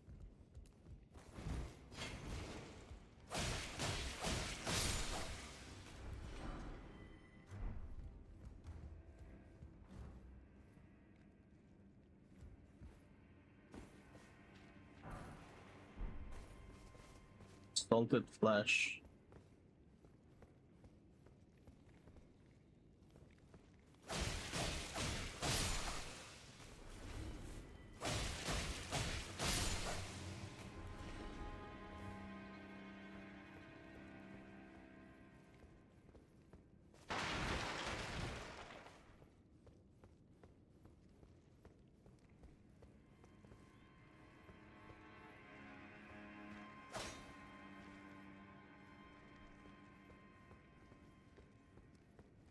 Okay, it's this bitch.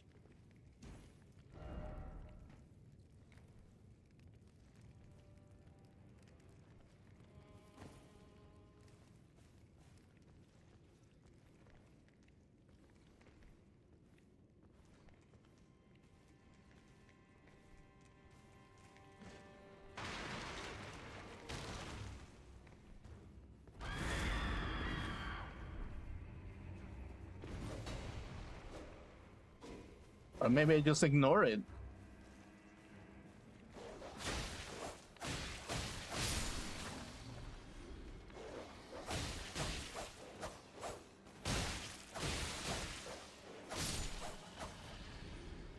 The fuck is this?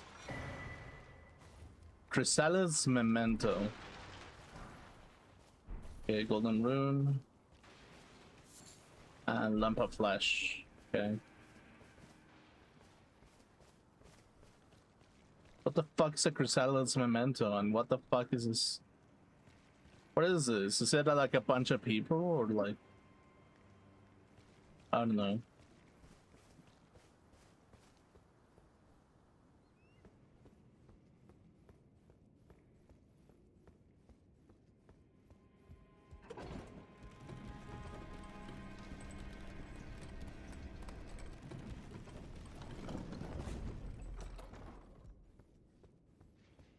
Where am I?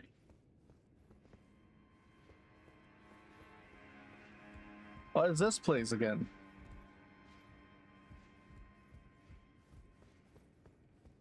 Okay, so if this is that place...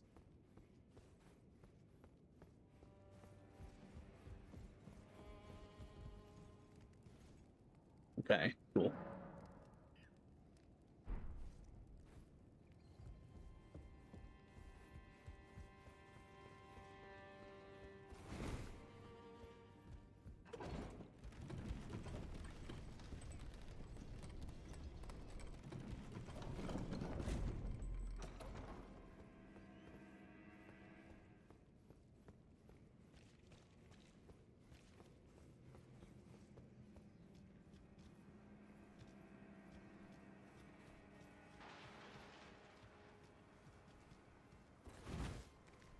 Okay, so I need a stone sword key, presumably.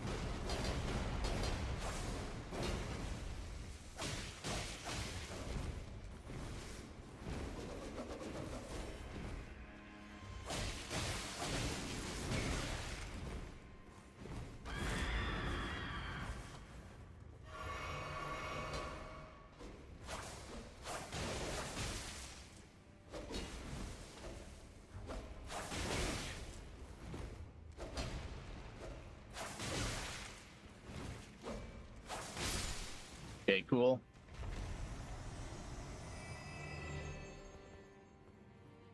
Yeah, whatever the fuck this was. Holy shit. Okay. What is that?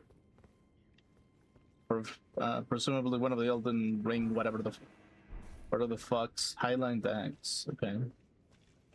Interesting.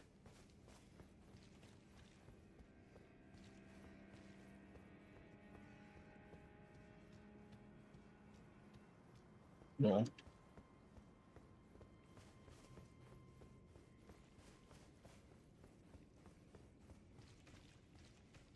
So yeah, anyway, I started blasting.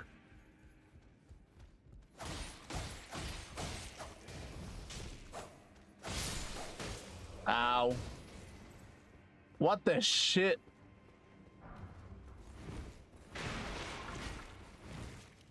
Okay. Okay, alright. Okay, okay, got it. Oh shit, no, not you. Okay, where's the motherfucking elevator? Take me home. Take me fucking home. Okay, cool.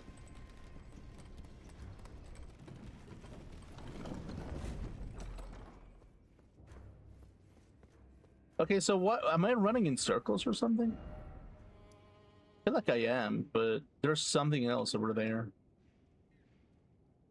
I feel like there has to be something else here.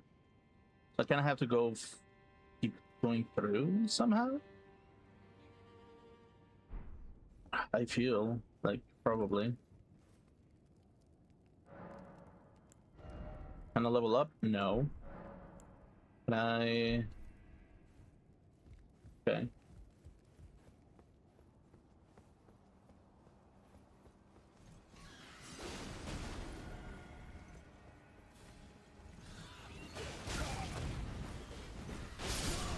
Of course.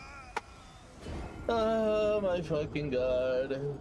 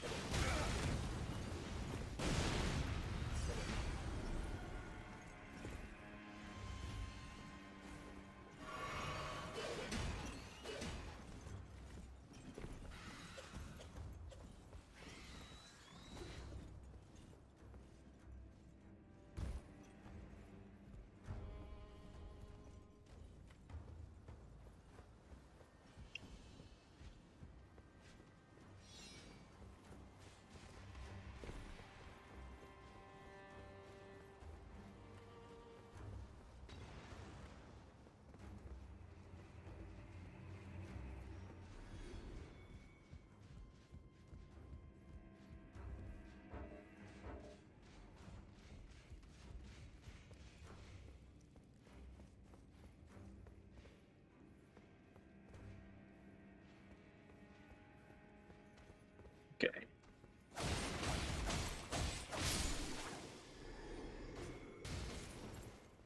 Okay, so how the fuck do I get to the other side of this? Oh fuck. Okay. And there's a door there.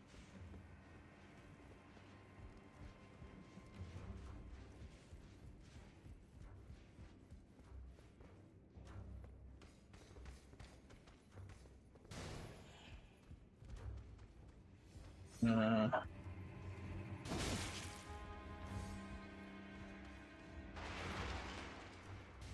yeah, it's not exactly the same.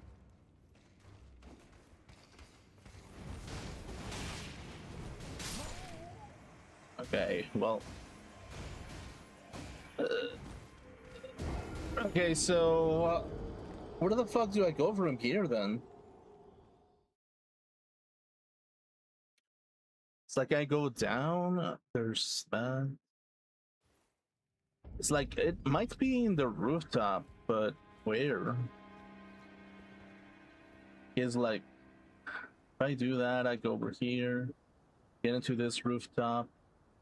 Okay, so it has to be something on this side specifically, right?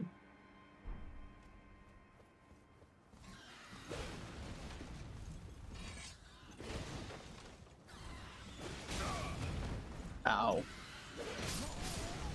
Of course.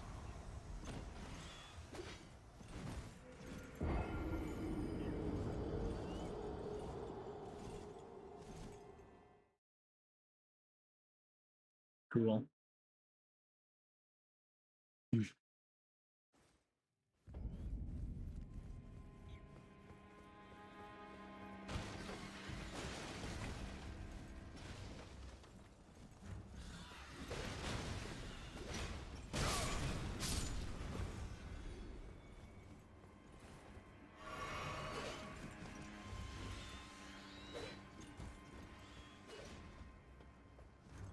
Okay, wait.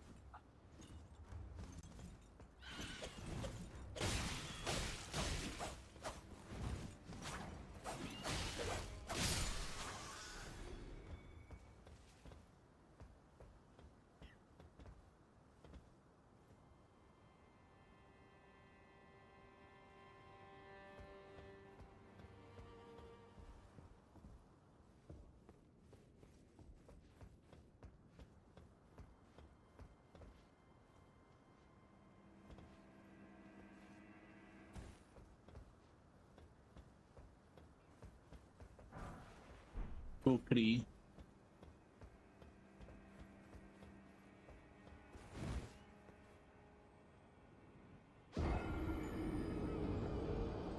There's something down here. But how do I get there?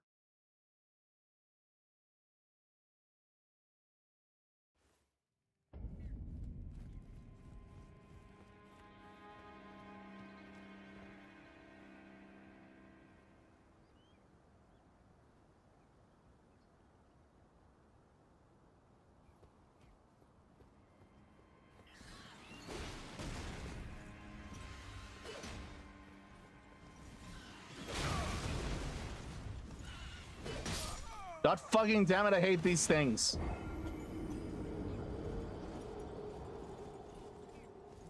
Okay. Okay. Ow.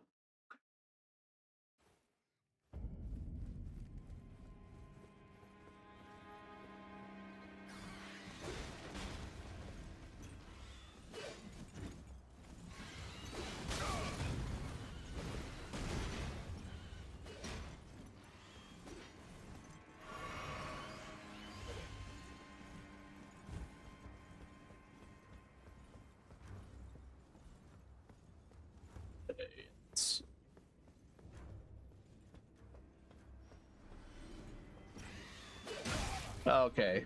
All right. I hate this fucking bird. Holy shit. Okay. Yeah, I know. That's fine. That's fine, actually. That's totally fine. You know what? I'm going to change to go to that place where the giants were. Let's go there. Was it here? Yeah, let's go there. Let's see if there's like anything there.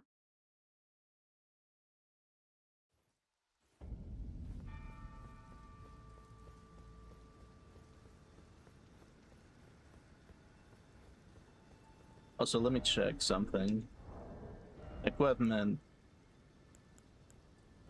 It says heavier.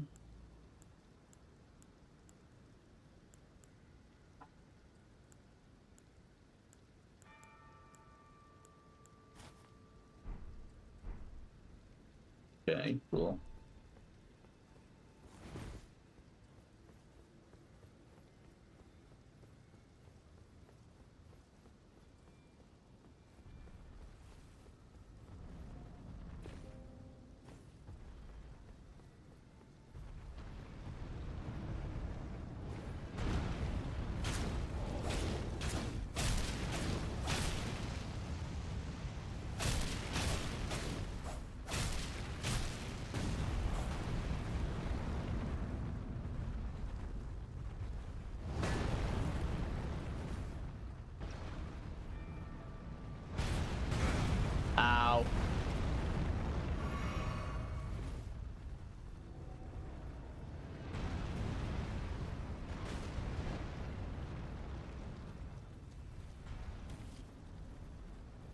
Okay, yeah, cool.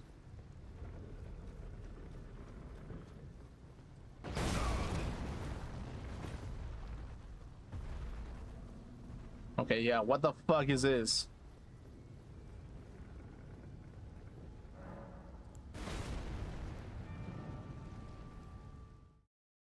Okay, so it does teleport me, but to where specifically? Stormhill.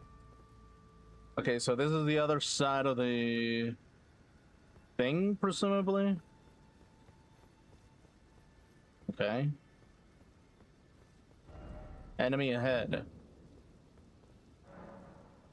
Tightly, tightly sealed.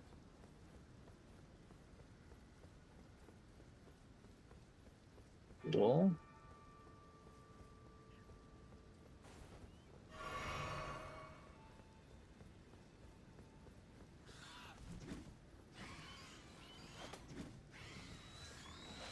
Oh, that's one of you.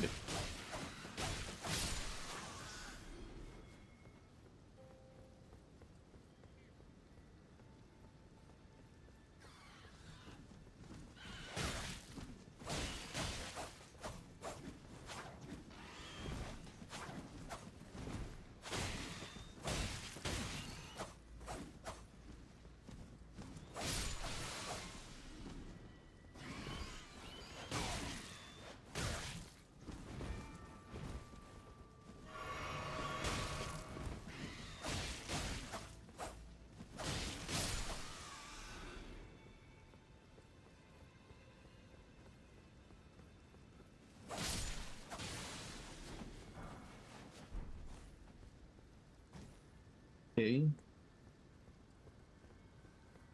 Silver pick, foul fruit. Okay, I got a golden one and a silver one. Does that mean anything? Light pinion.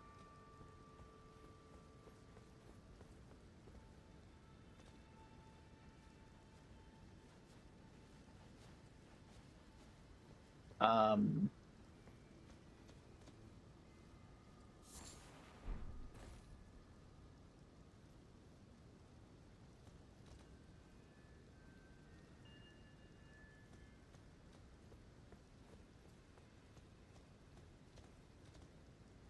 Hmm.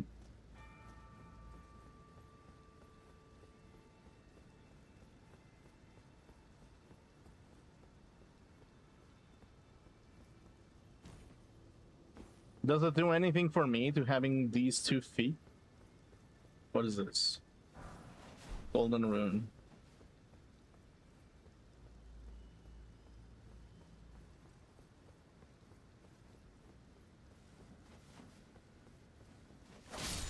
Should I look it up actually?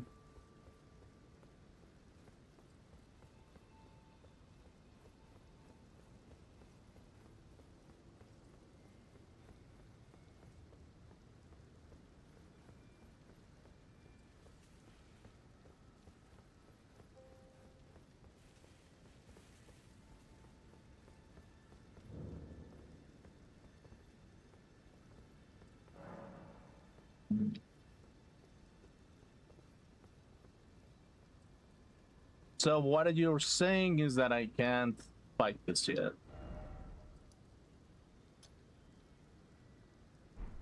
Okay.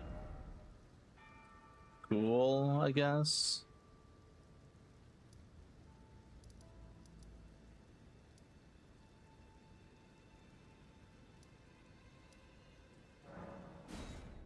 Okay, let's go over here. Let's just have a change of pace. I don't know what the fuck that thing is. It looks important, but yeah.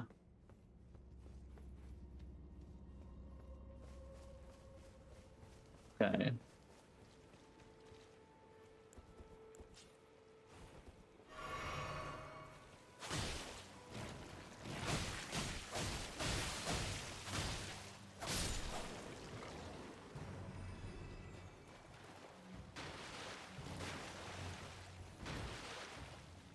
How did I mount this thing up?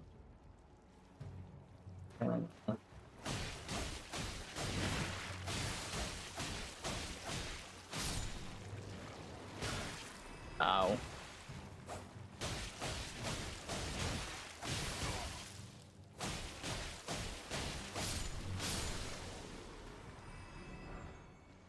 Last shard.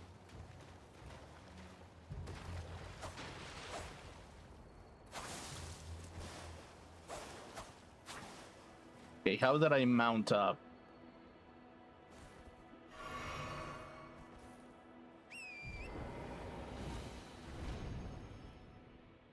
Okay, that's how I did it. Cool.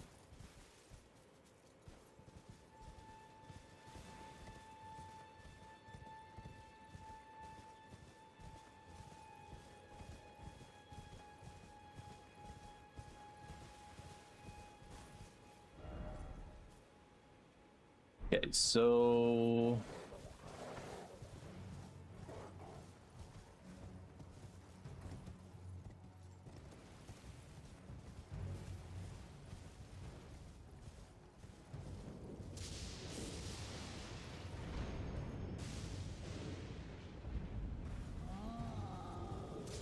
okay, yeah, cool. Whatever the fuck this means.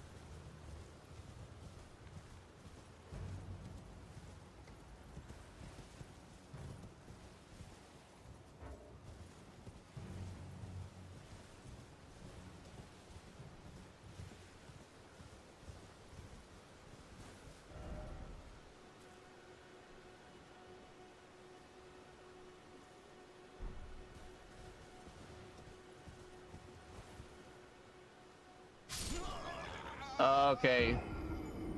Okay, all right. Okay, there's a resting place over there. Cool, I guess. Okay. Okay, so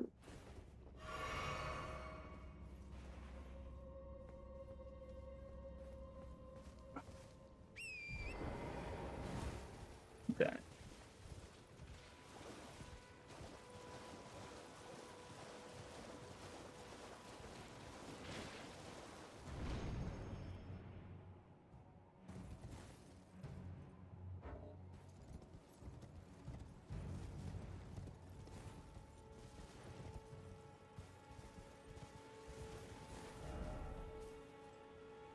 Why the fuck is the map not illuminating here?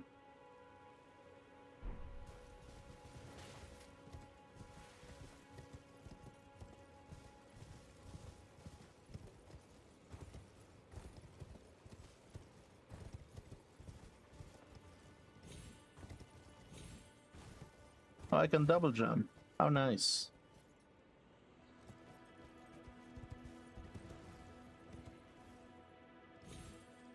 Ow.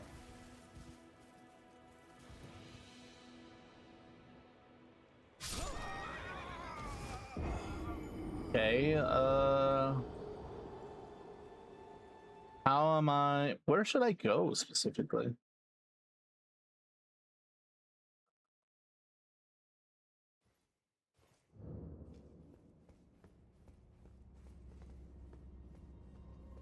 Where the fuck? Okay.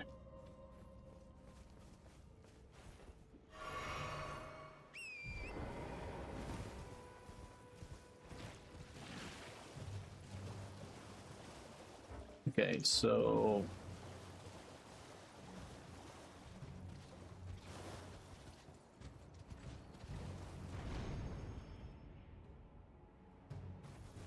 this side, maybe.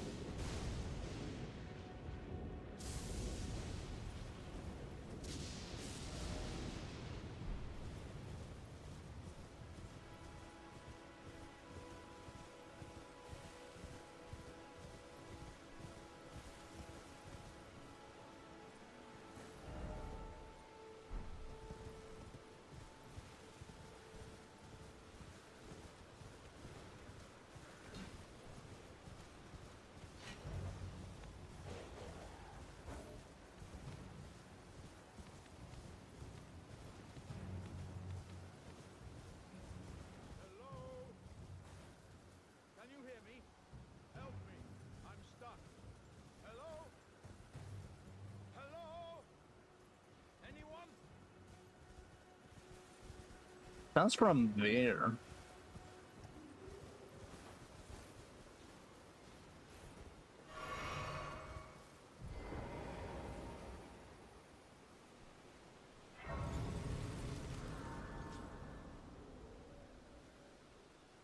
Okay.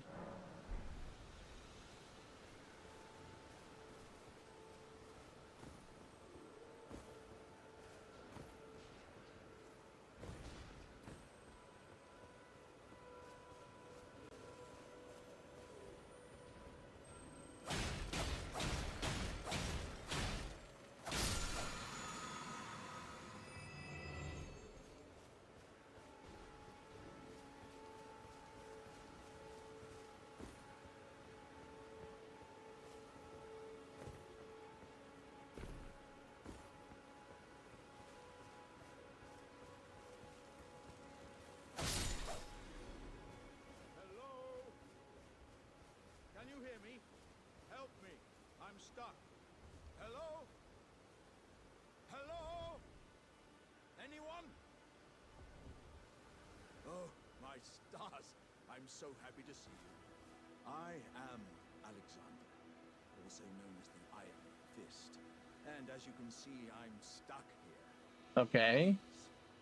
Can you help me out of this? Help him out. Thanks. 1,000 thanks. Just give me a good smack from the rear with something nice and big. And I'll pop clean out, I'm sure. Don't dally. There's no need to fret. I'm very well trained. Give it your all, I say. Something big from the rear.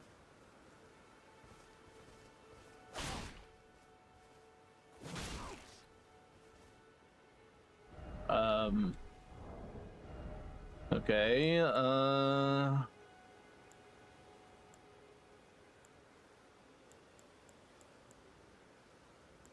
maybe this'll do.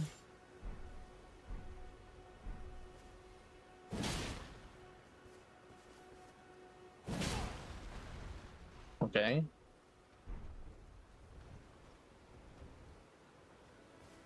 Oh, you're actually a clay pot. Well played, good sir. Well played. Though that mighty wallop of yours almost spelled the end of me. Ah. Well, I'm out now, and that's what counts. I thank you. And as a token of my appreciation, I'd like you to have this. Exalted flesh. Once again, the pleasure is mine. I am the warrior Jar known as Alexander. Iron Fist Alexander, in fact. Okay. I journey to the east, where I intend to further my education in the ways of war. And beyond these lands lie the scarlet, rot-blighted Kaled wilds. And upon their southern edge is Redmane Castle, in which a festival of combat is being held. I'd heard whispers of such festivities before. Doesn't the notion set your breast aflutter? Okay. I'm heading eastward to Redmane Castle, I've heard. Cool. That's something.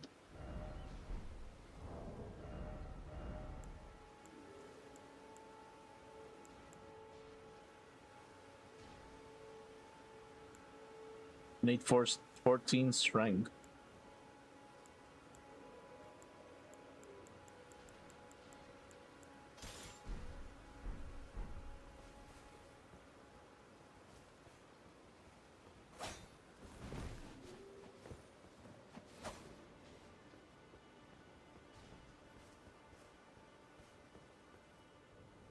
Huh.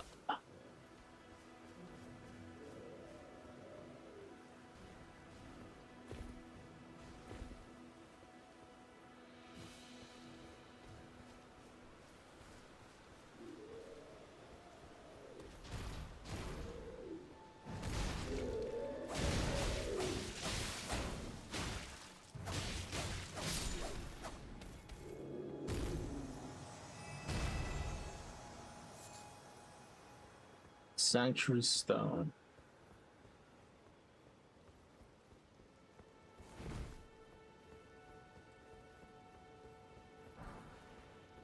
Smithing Stone.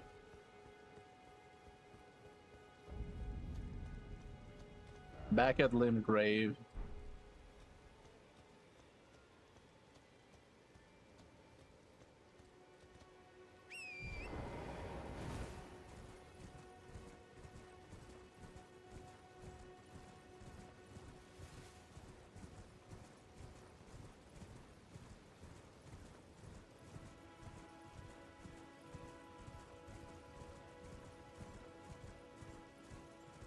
There's no mistake, is there? Death has left its mark once again.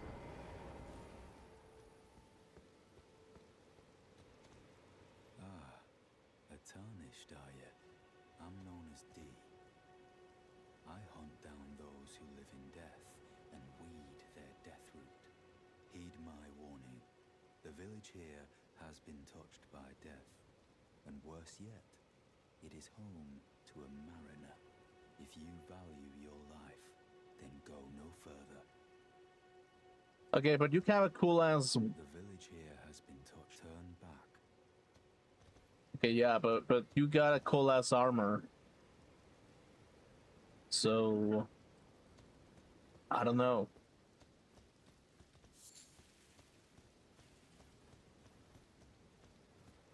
Cool.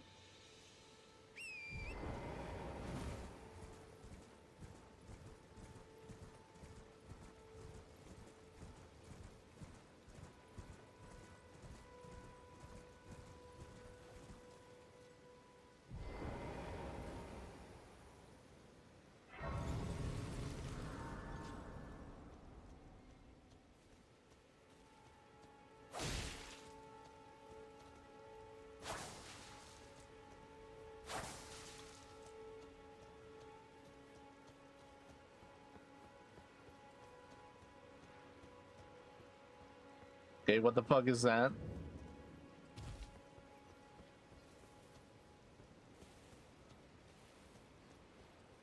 Hello?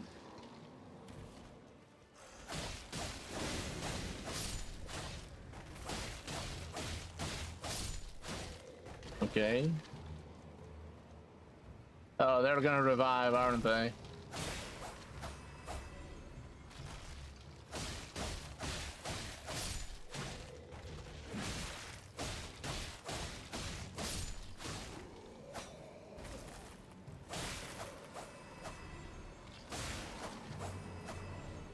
Okay, so I have to hit them again before they come back to life. Interesting.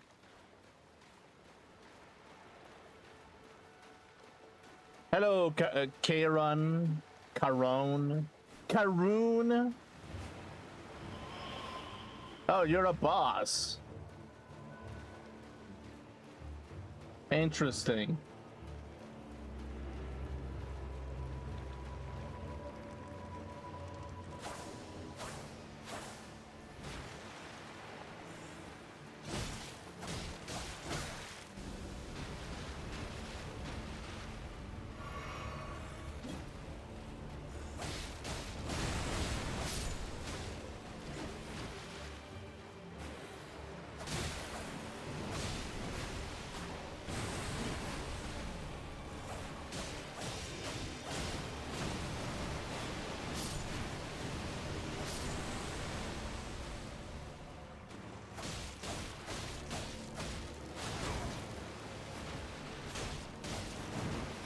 Well, I think this thing is immune to my bleeding, right? I mean, it makes sense, right? Kind of makes sense. Kind of makes a lot of sense now that I think about it.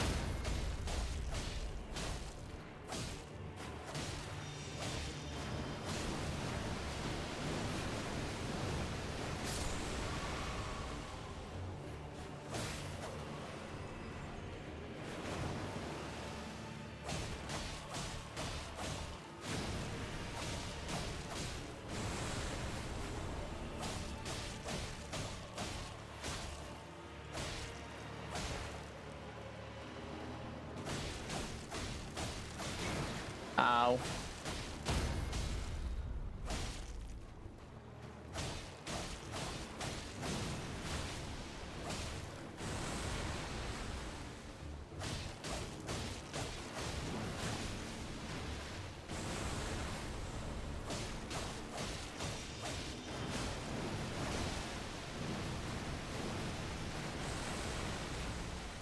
Okay, cool.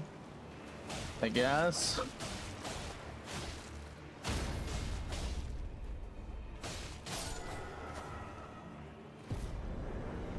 Okay, that was easy.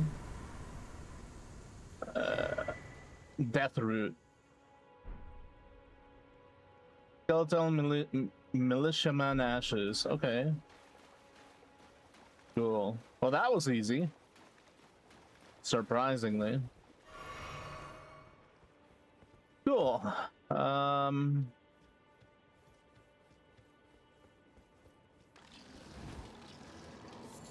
Mushroom.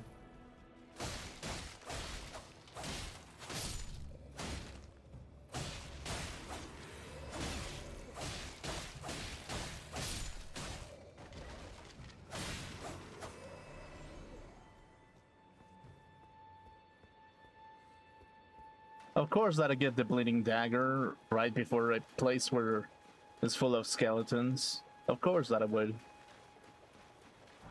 Smithing stone.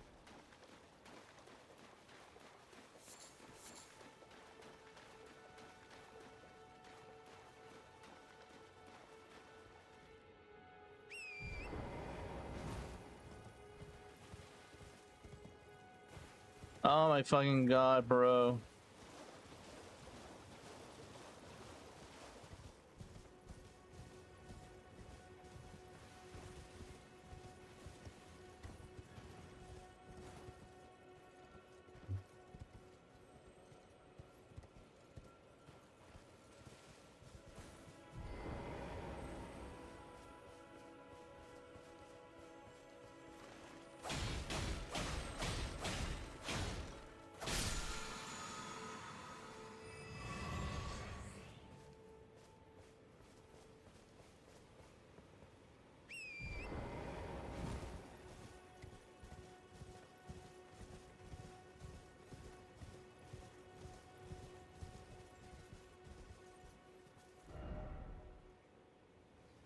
Okay, sure. I feel like there should be like a map somewhere, right? There has to be like some place where it reveals a map.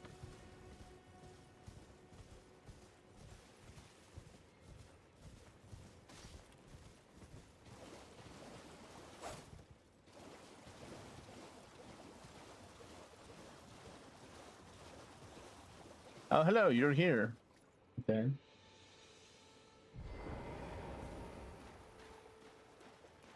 Another fool who won't listen to reason, eh? But with a prowess for weeding deathroot. How would you like to earn the strength of beasts?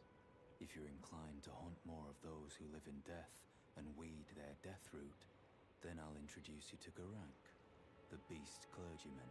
Okay. I have a matter of my own to attend to, and the beast himself wishes for someone to take my place. What say you? Very well. Show me your map. I've marked the location for you, of a hidden gateway. It will lead you to Garank, the beast clergyman. Okay, awesome. The benefits of not killing the guy with a cool armor. Cool.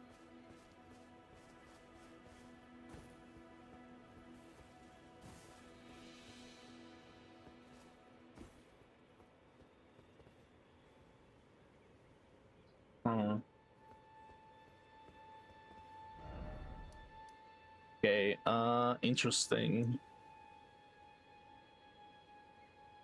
What is that?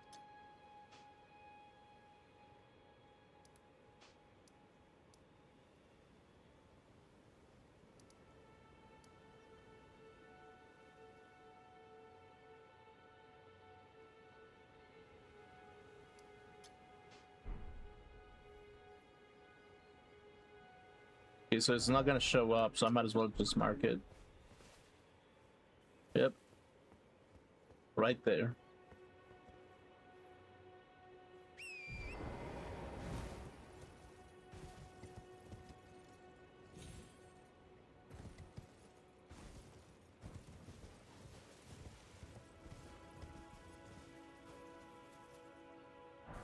Golden rune. Golden rune.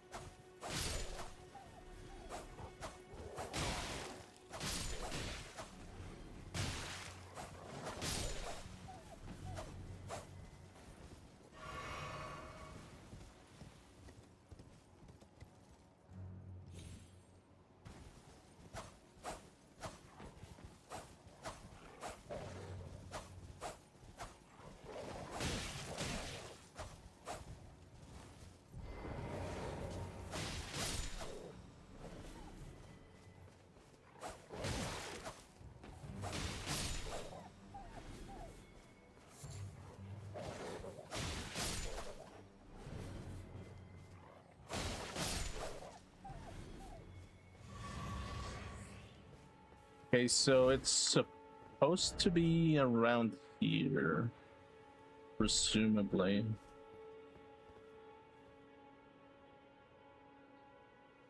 I'm thinking that it's down there.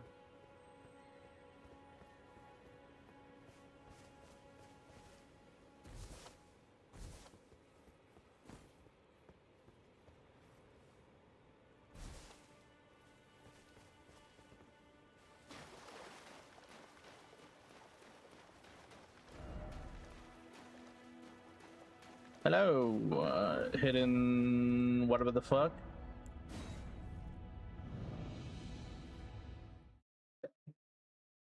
What the shit is this? Ah! Okay, let's see. Hello, hello. Oh, look at this fucker. Okay, you're not gonna hit me, are you? You're a thing. Okay, yeah.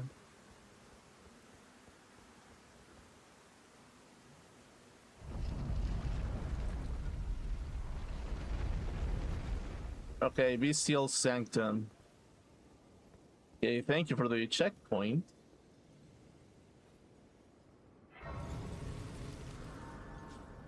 Kind of necessary.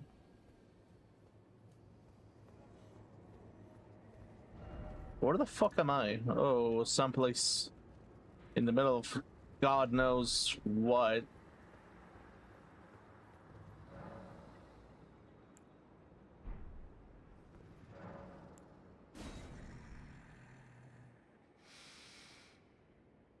I smell it. Okay. Feeding me.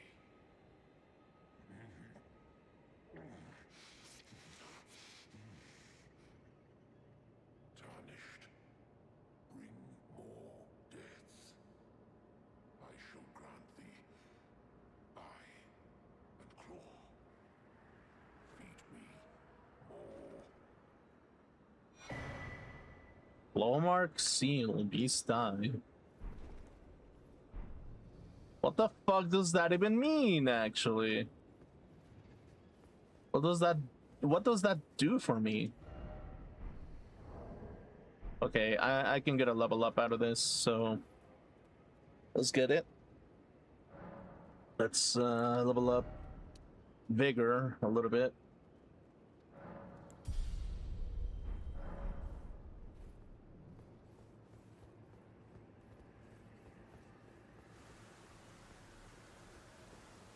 Okay, so what the fuck are you? Are you gonna attack me?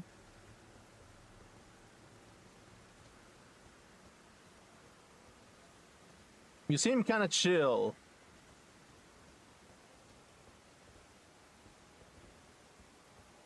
I think. So you know what? Since you're kind of chill, I'm not gonna mess with you. Okay.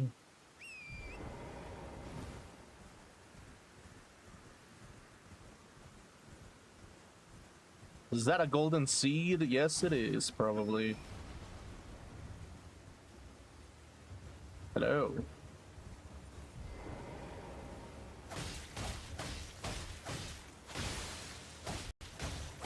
What in the pilgrim is this bullshit?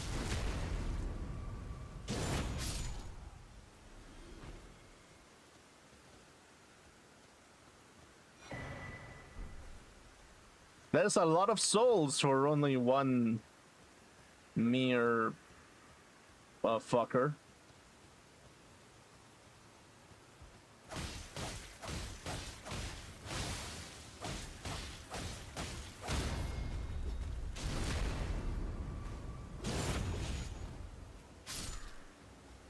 A 1,000 souls.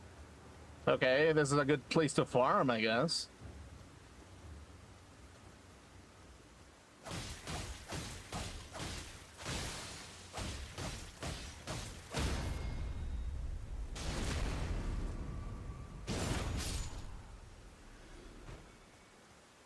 Holy shit.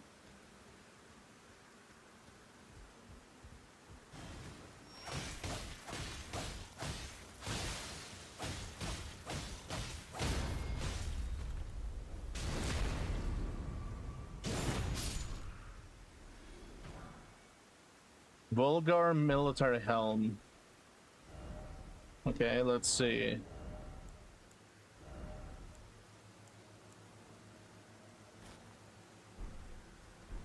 Interesting. Interesting attire, to say the least. That looks nice.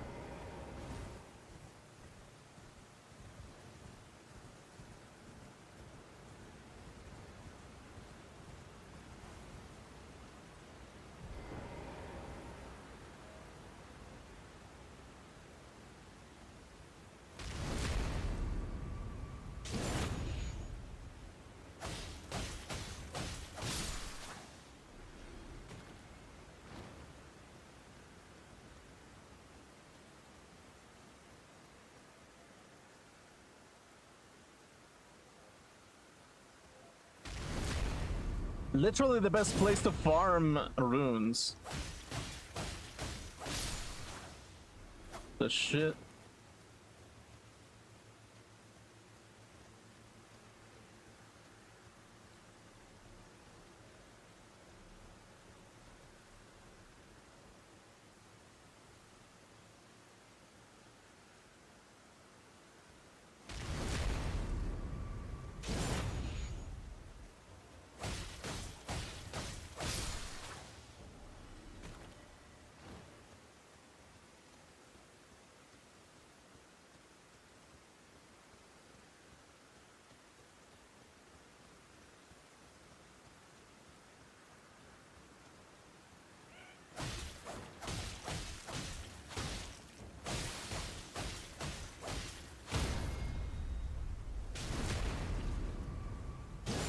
Okay. That has to be enough, right?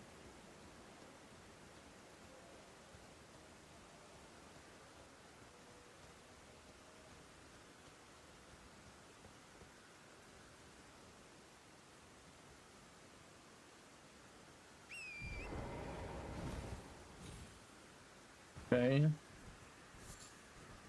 Faded earthly flower. What, the dragon? Okay, let's see.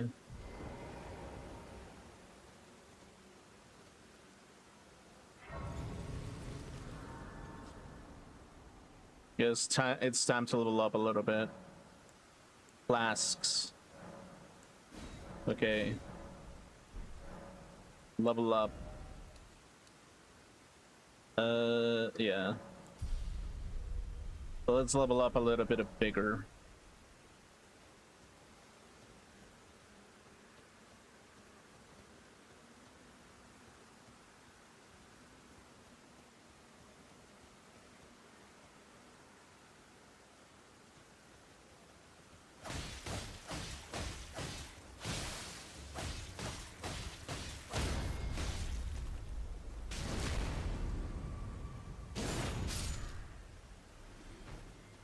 Okay.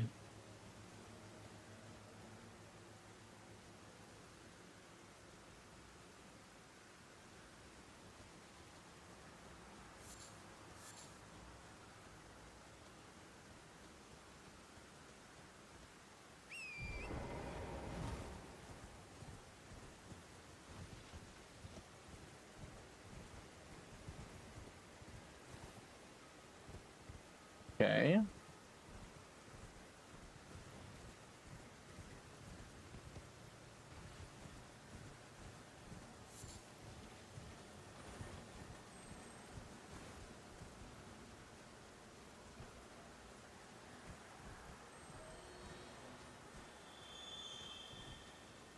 What was that?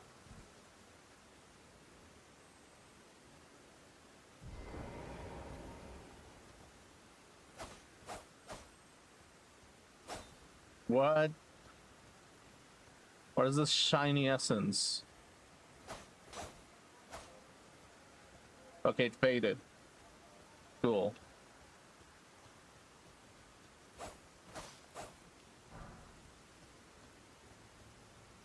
Awesome.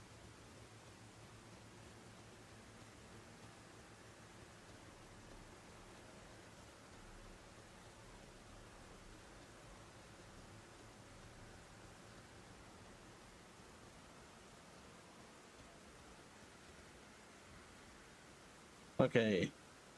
Should I level up? Okay, one more. Then I can level up a little bit. Probably I should level like strength maybe? I mean, equipment. This does get a little bit of arcane and strength and dexterity. A little bit. This requires 40, this requires 18, this requires 20, 30. Okay. So yeah, I feel like it's probably like a good idea to get like a little bit of strength. Just a teeny tiny bit of strength.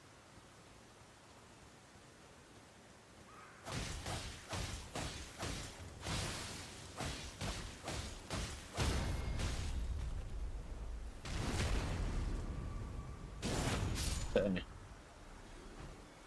There we go. Okay, so I'll get like wait, what is it? How much? 20 strength? 18 strength, okay. Just in case. Okay. Level up.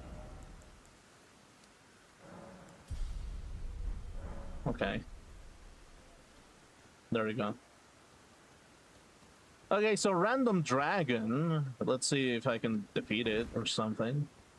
Hello.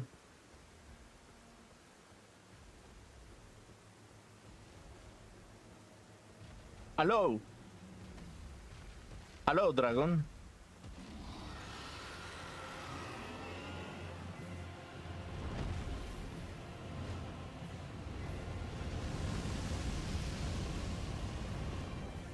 Okay. Casual. Casual.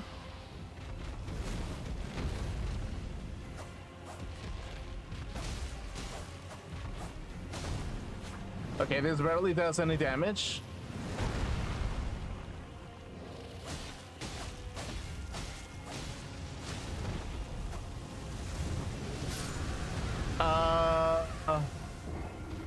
Okay, one hit insta kill. Okay, casual, very casual. Casual gaming, actually. So fucking casual, dude. Am I gonna be able to try to defeat this thing? I don't know if I'm gonna be able to. I'm gonna be honest with you. It's gonna be real for realsies.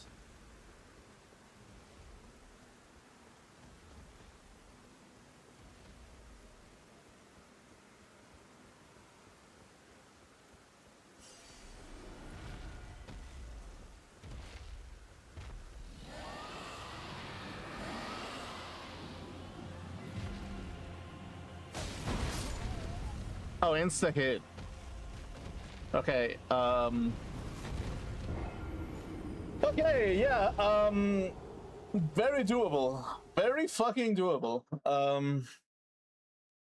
Yeah, I feel like I'm gonna need, like, something.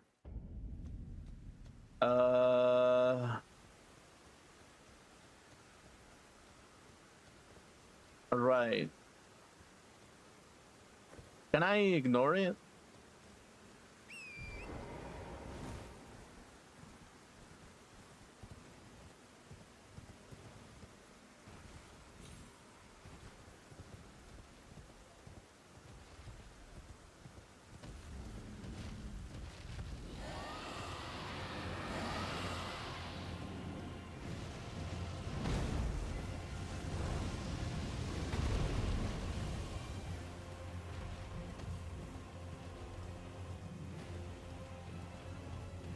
Just passing through.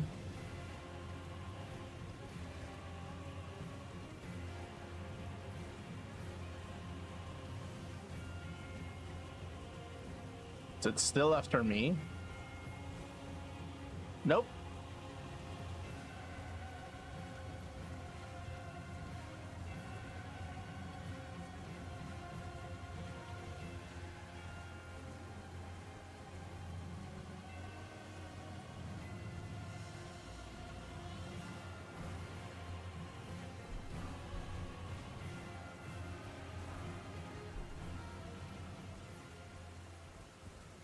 Okay, cool. So we just went through without any kind of setback or anything of that sort. There's a dead dragon over there. Casual. What the fuck do you mean? I double jump. Okay. Awesome.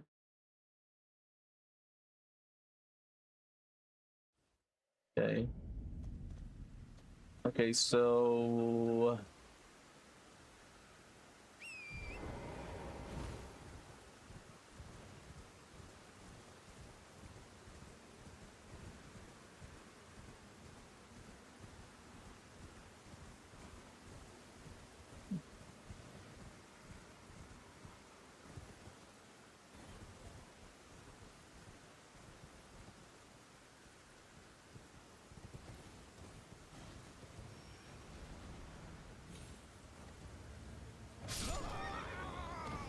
Huh?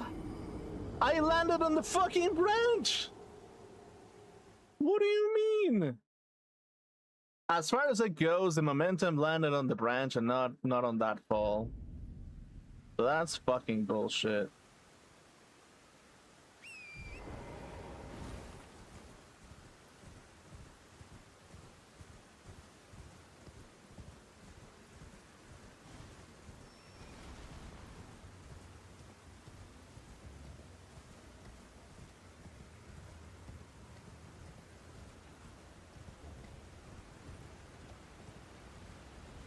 I mean, I guess I can farm here a little bit for levels.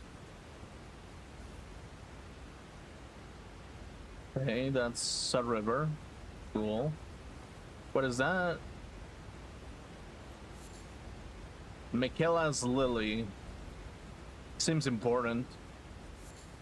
Maybe? I don't know.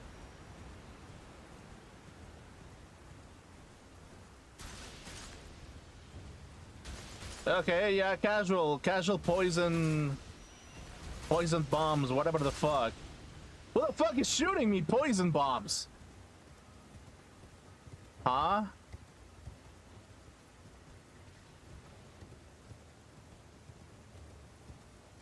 Okay, cool. Yeah, no, awesome.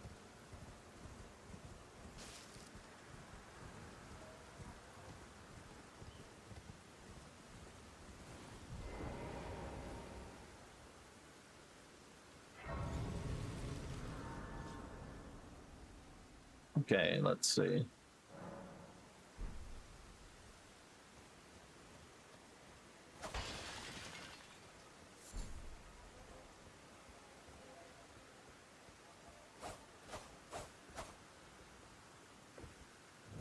Okay, what the fuck?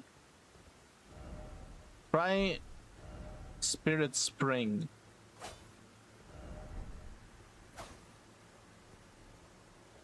Huh? What the fuck does that even mean?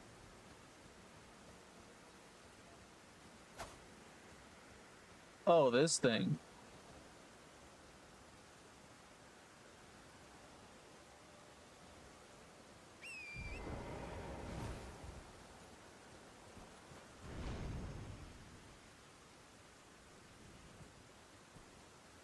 That didn't work.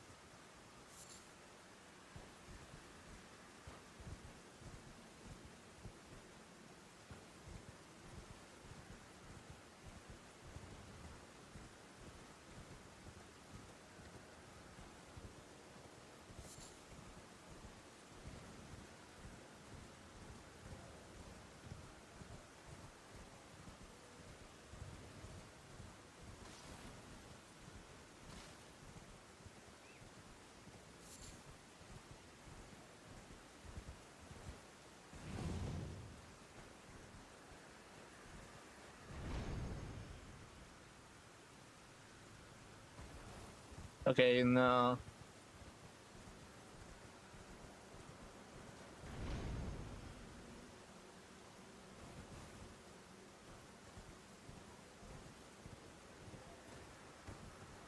What is this place for?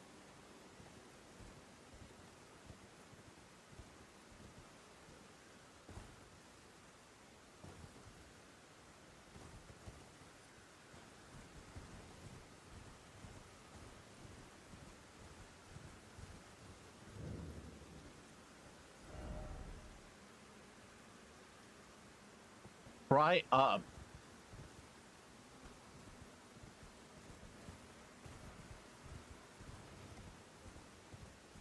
Okay, so I mean, I see something over here.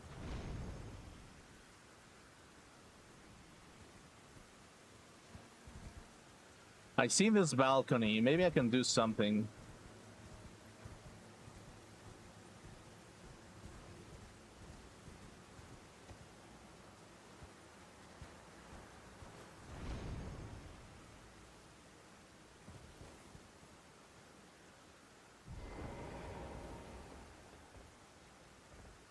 Okay.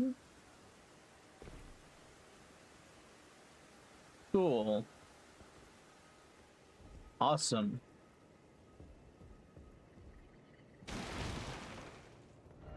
Research required ahead.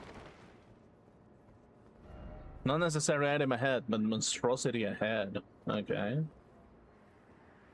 Cool. Okay, first go up, then go down. Let's see. Okay, that's an elevator. Cool.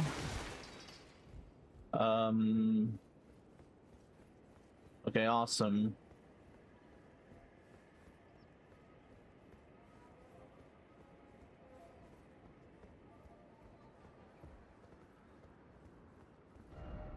No hidden path ahead. Okay, what the fuck are you?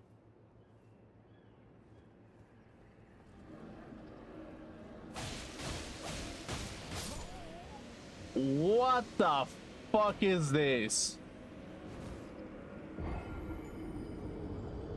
Okay, all right. No, yeah, whatever the fuck this is, actually. Right.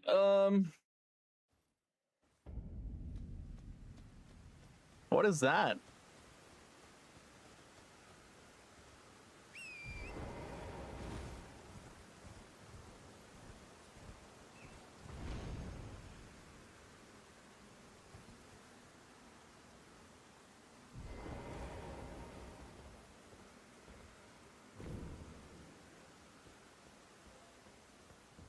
Yeah, let's see.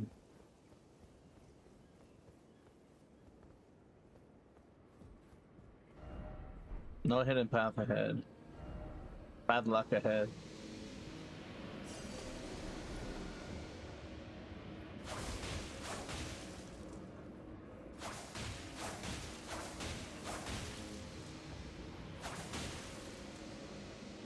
Okay.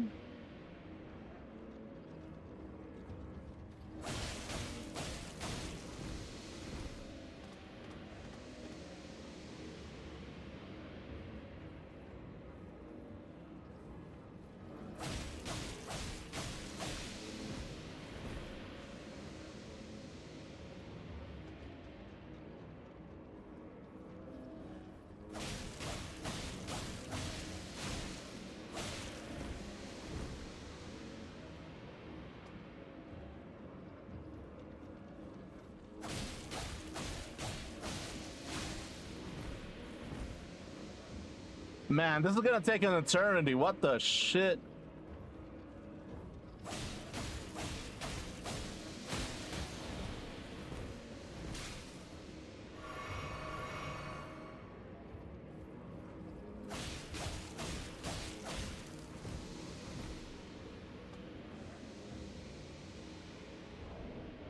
Okay, what about this?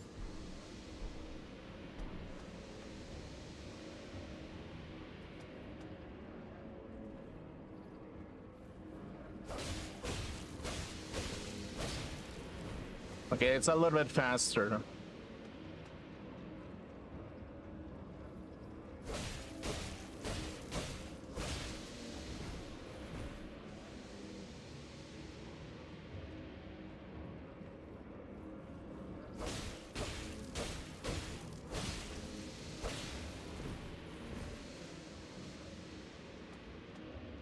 Okay, what about this thing?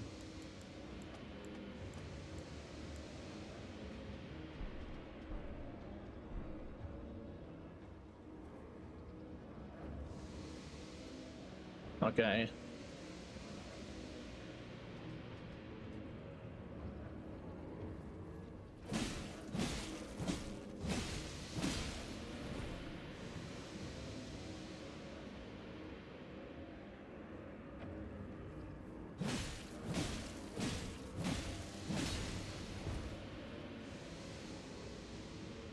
Okay.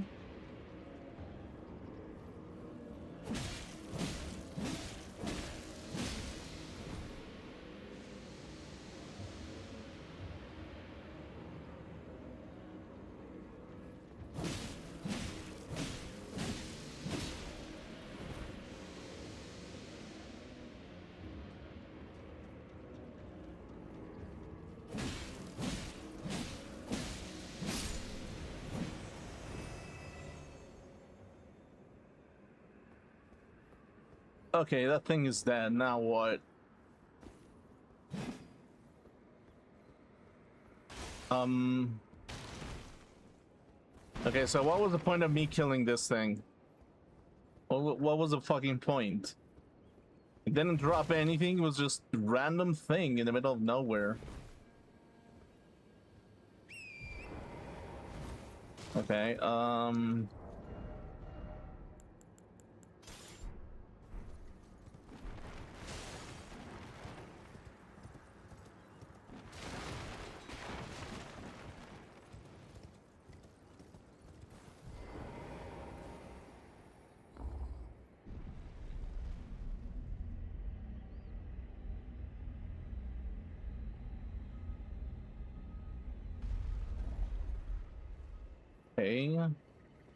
Interesting wizard tower.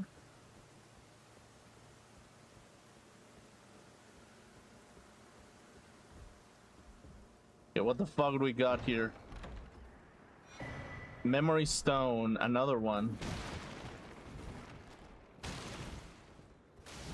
What are memory stones again for? Like, I can't remember. Literally. They're for something that I can't remember.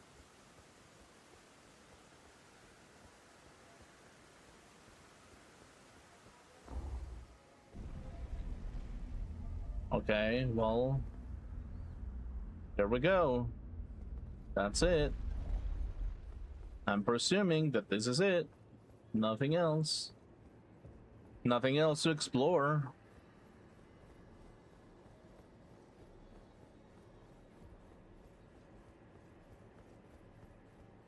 I'm presuming that this is the front gate, right? Yeah, that has to be the front gate. Yep. Okay, so...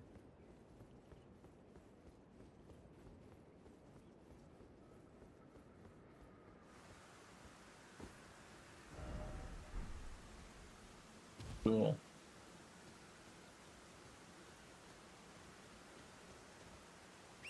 Okay, cool. Jump. And boom.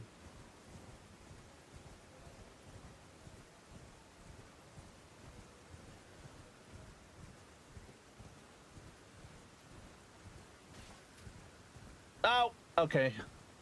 Awesome.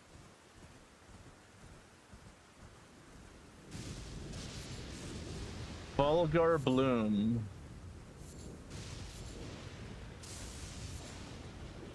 What the fuck's a Vulgar Bloom?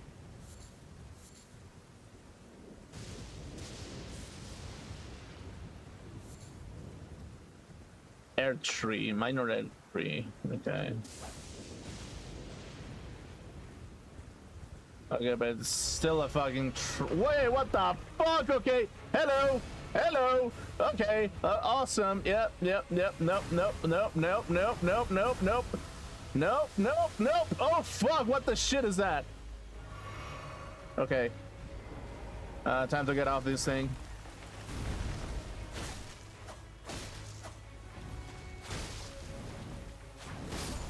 Okay. Okay. Awesome. Yep.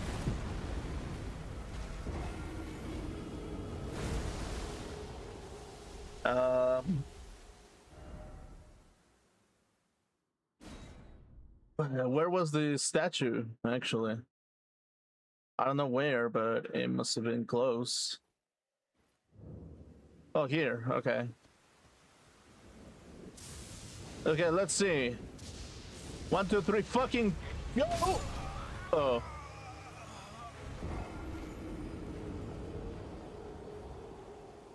Hee hee ha ha, funny boss, actually. Funny, hilarious boss. He likes to motherfucking one hit kill me. Insane hilarious.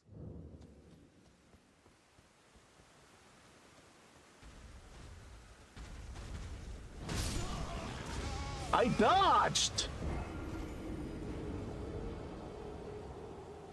Okay, yeah, whatever. I feel like this zone is not for my level. I have a feeling that that's the case. I have a small feeling.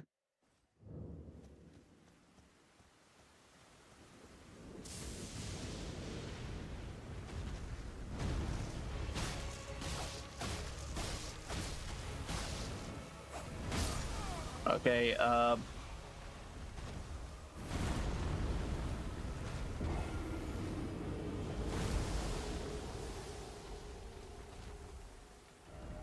God, with this little amount of health, I'm gonna have to like motherfucking like dodge everything or something.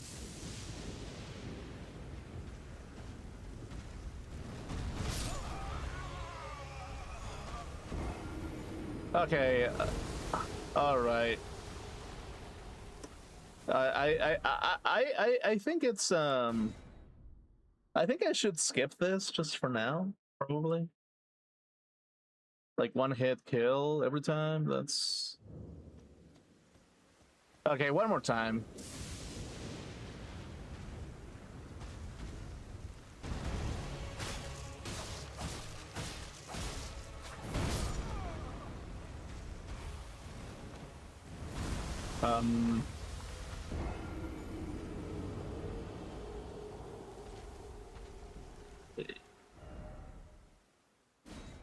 Okay, yeah, you know what? I'm gonna surround it and see if like there's anything else that I need to do or something.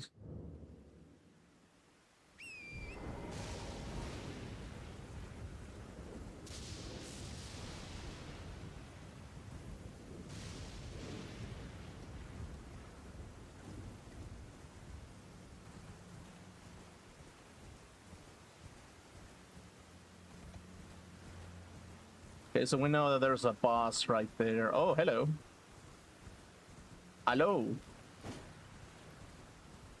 I see a lost grace, actually.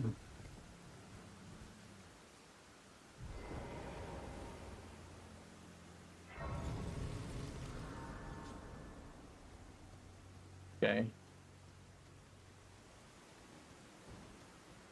How many runes are you gonna pay to me?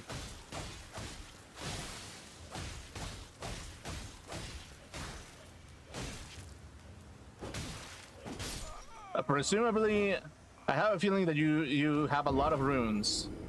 I have the small suspicious that you have a lot of runes. Maybe. If this fucker gives me like at least 1,000, I'll kill it. I hear a piggy. I hear a piggy of some sort, actually.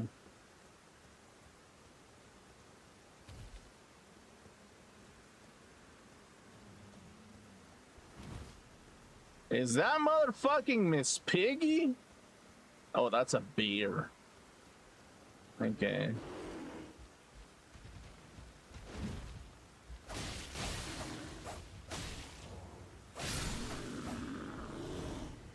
Okay. All right. Okay, nice pose, I guess. Yeah.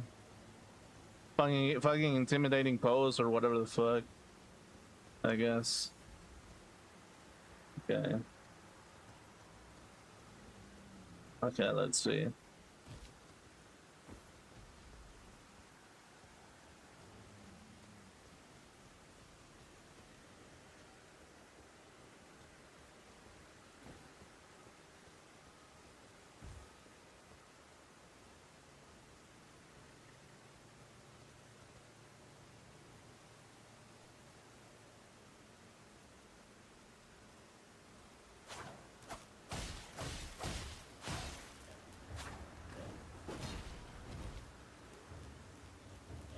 Oh, what the? Okay.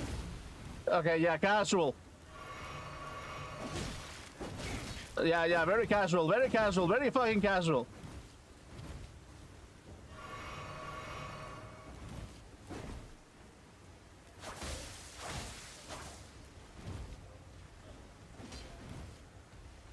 Okay,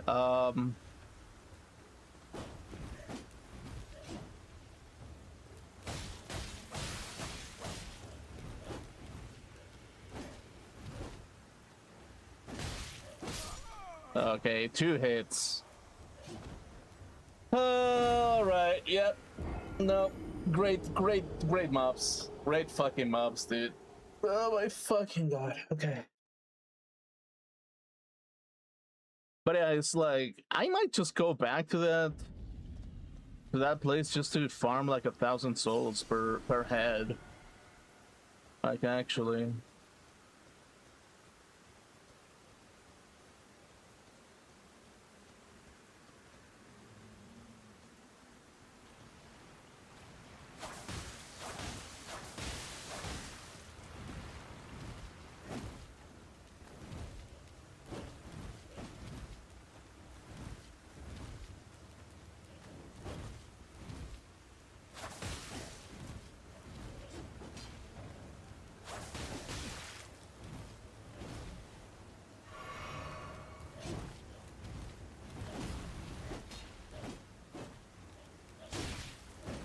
Man, they're motherfucking stinky, dude. What the fuck?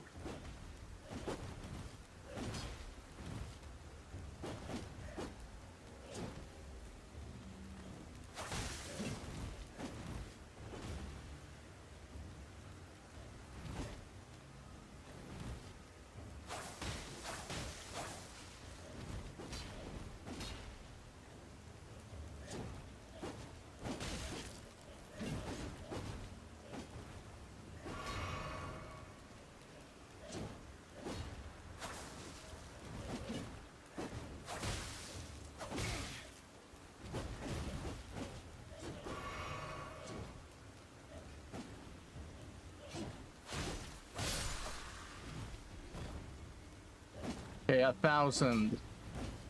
So not as worth it as the other ones because these are way harder.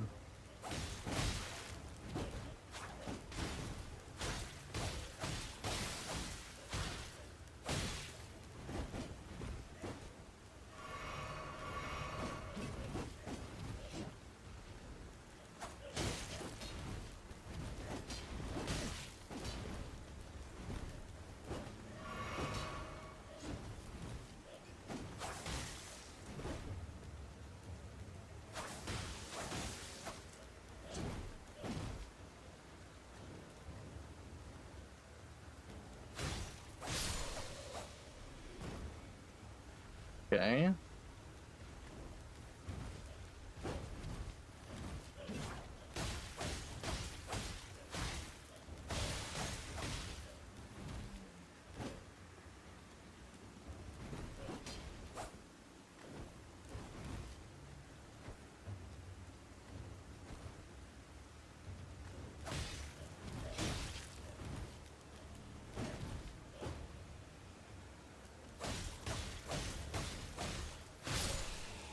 Okay, cool.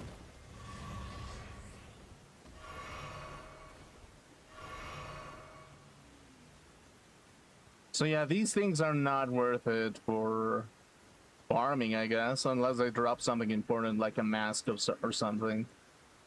If they do, I mean, maybe it'll be worth it.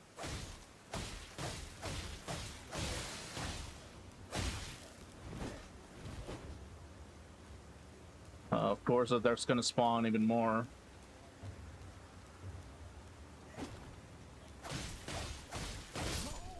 Of course. Poison. But of course.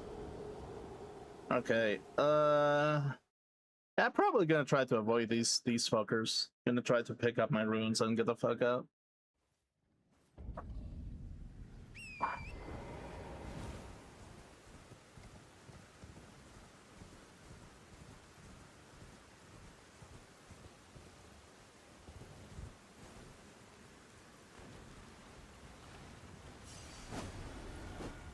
Okay.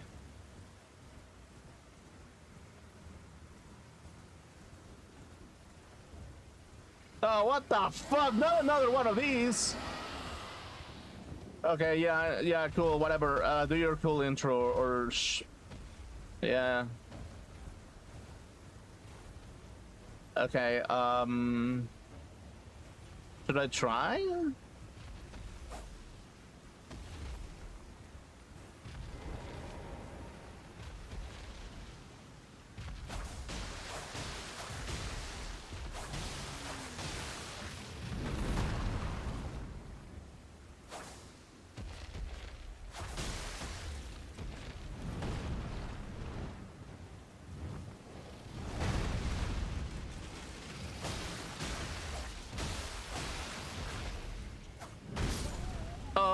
Okay, one hit.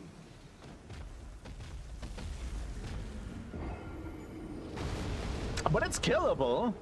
I mean, I dealt a lot of damage out of my dagger passive. So, yeah, I mean, probably doable. Very doable.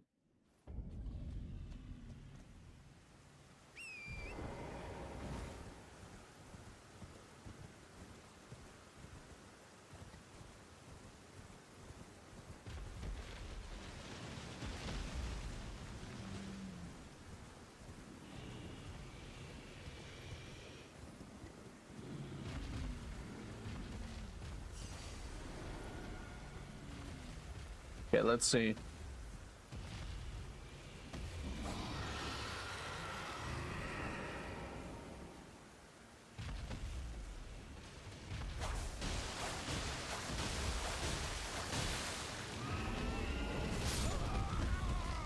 Okay, that is very spooky, actually. Okay, man, if only I had like double daggers with double the power or something. That's probably not how it works, but it would be interesting if it was the case. Very interesting.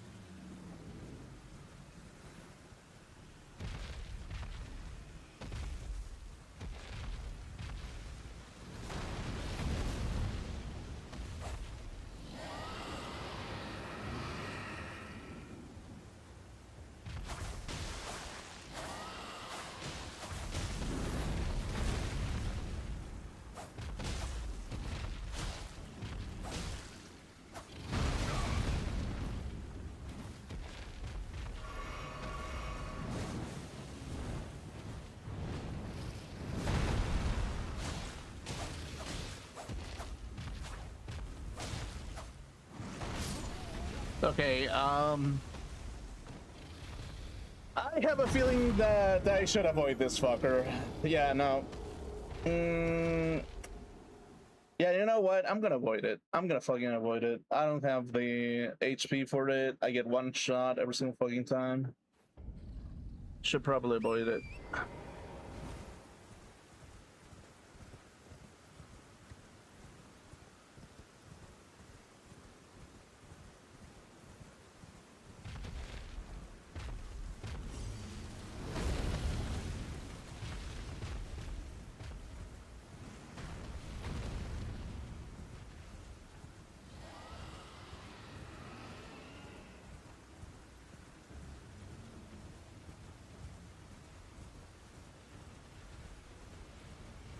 How many of these fuckers are here? There's like 3 of you fuckers in here. What? And I'm supposed to fight both of you at the same time, presumably. Gravel Stone. Gravel Stone. Oh, hello. Hey, this is a map. Okay, awesome.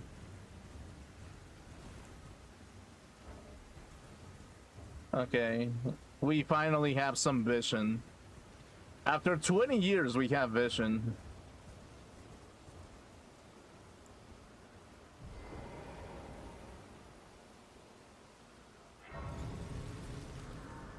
Okay, let's see. Okay, so that's what we're looking at. All right. Minor L tree. What the shit is that? What the shit is that? Okay, so wait, what is that? Okay, let's go over here.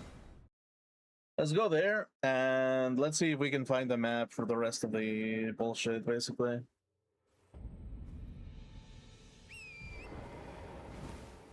Okay,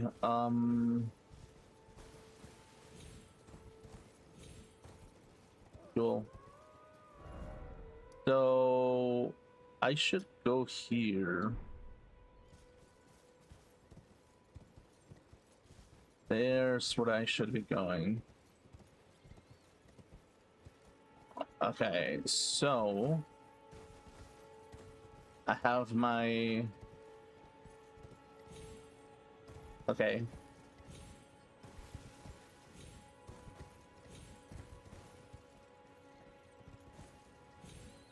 Nope.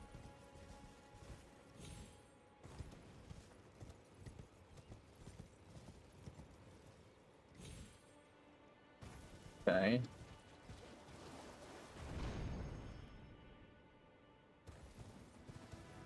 Okay, awesome.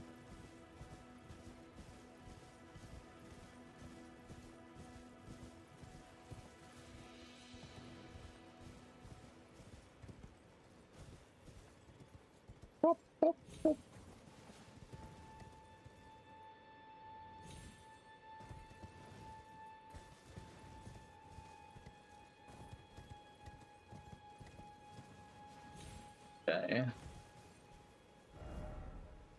So I am right there. Artist shack. So I'm presuming that this is where the map is supposed to be, right?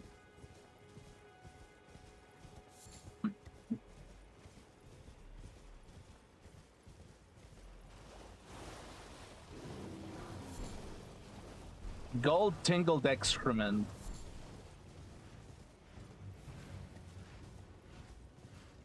Okay, this is the map. Okay, cool. Lingrave East. What the bear?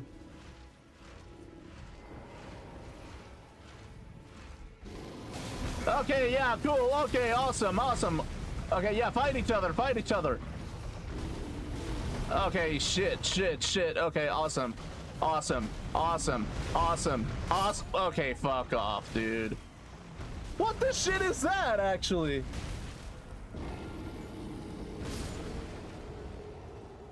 Okay, yeah, no.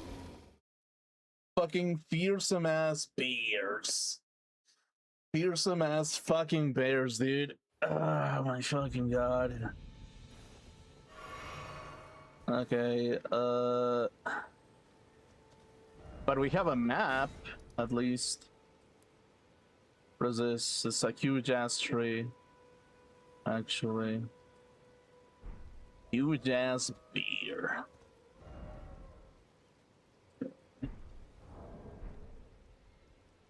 Boom.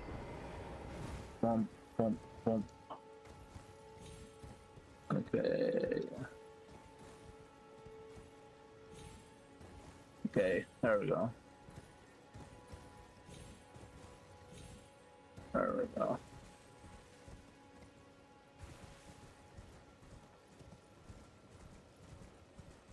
Okay, what the shit is you? Okay.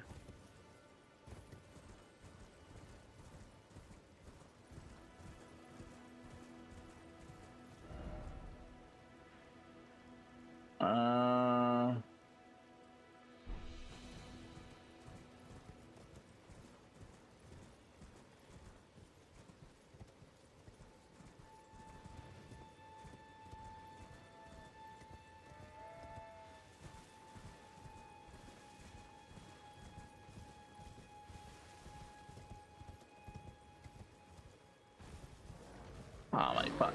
Okay.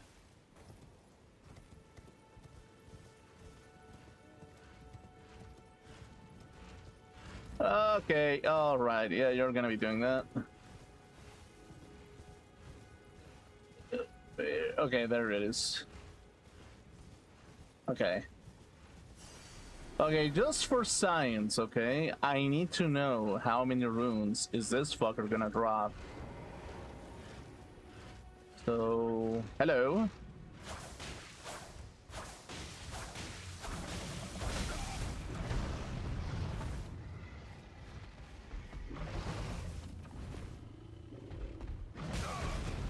Oh, fuck, okay.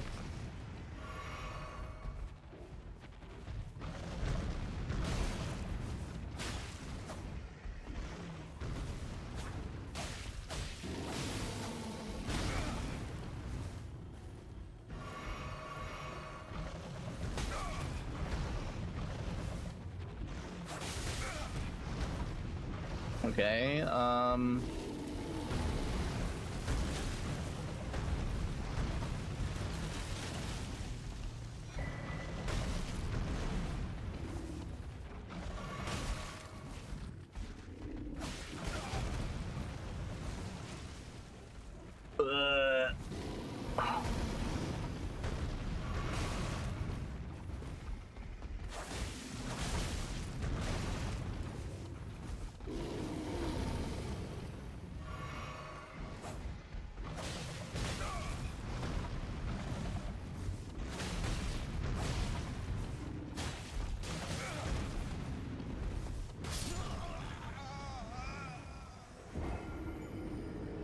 don't think it's worth it to kill this thing. Has to be so not, dude. If it doesn't give me at least 2,000 souls, it's probably not worth it. Honestly. My fucking god. Yeah.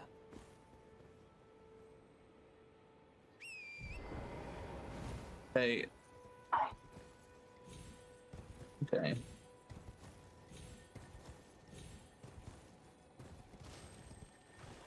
Wait.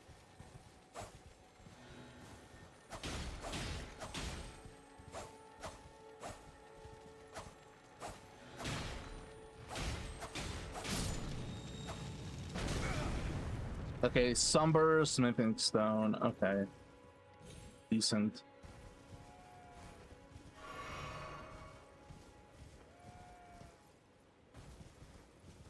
Okay. Boom. Boom.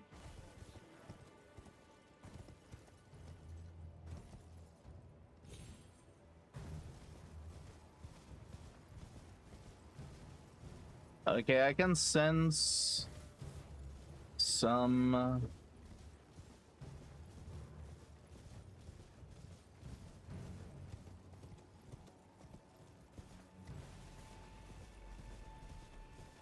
oh my fucking god. Okay.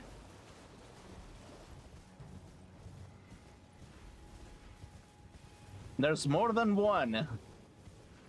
Fuck, okay. Gold tinged excrement. Hey, what the fuck is this actually?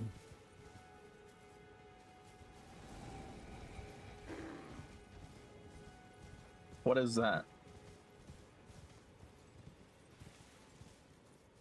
It looks kind of important. Oh, this is a normal one, right? I can kill a normal one. Yeah, definitely. Okay, cool. Oh my fucking god. Okay, let's see. Examine.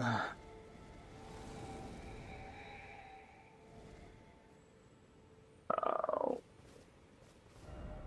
Ignite. Oh, wait. He's leaving some footsteps.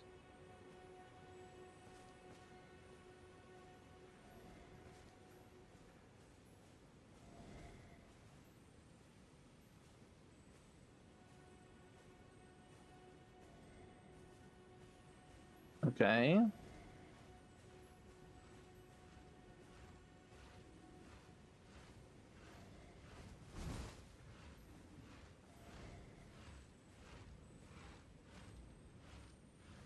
Okay.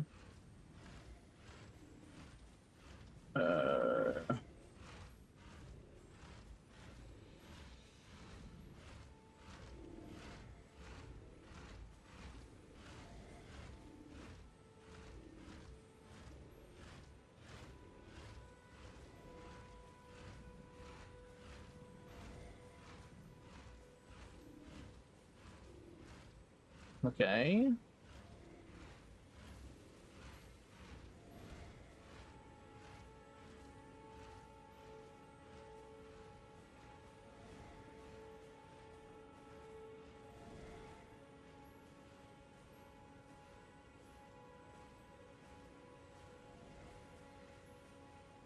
What the shit is this? Is this thing actually?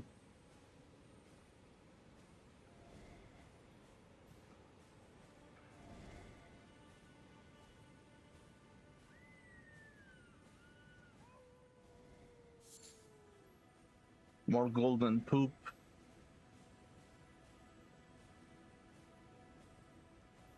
Is this supposed to be social commentary about how there's things that look golden but they're absolute shit in the middle of the forest or something? Probably. Yeah, probably.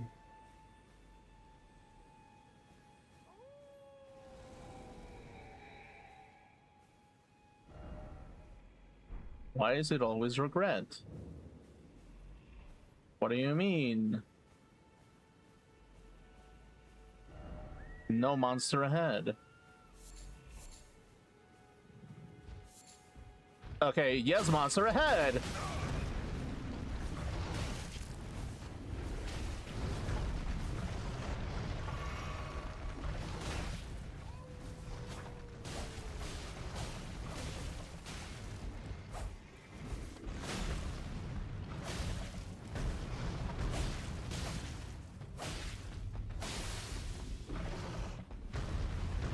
Wait a second, what is this place? Hold the phone. I can cheese it. I can cheese it. Awoo!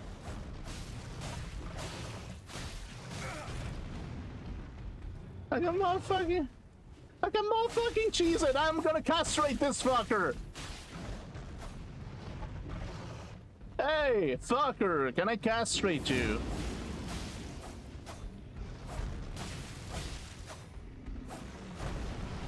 Okay, you better give me like 2k souls. Otherwise, I'm gonna fucking... I'm gonna tell this, like, the team that made this game to go eat a dick. Okay, yeah, no. No, I'm gonna cheese it. I'm cheesing it. Give me a second. Okay, yeah.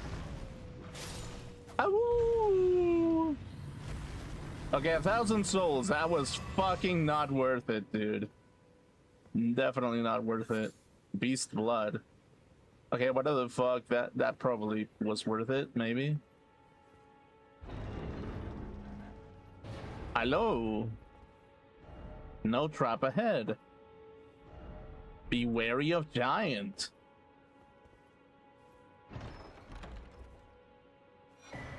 Axe talisman. Leap. Okay. So an axe talisman. I don't know what the fuck that even means, but probably something useful. Okay. So I'm presuming that this was the whole purpose, right? Just getting a random talisman out of this place, yeah.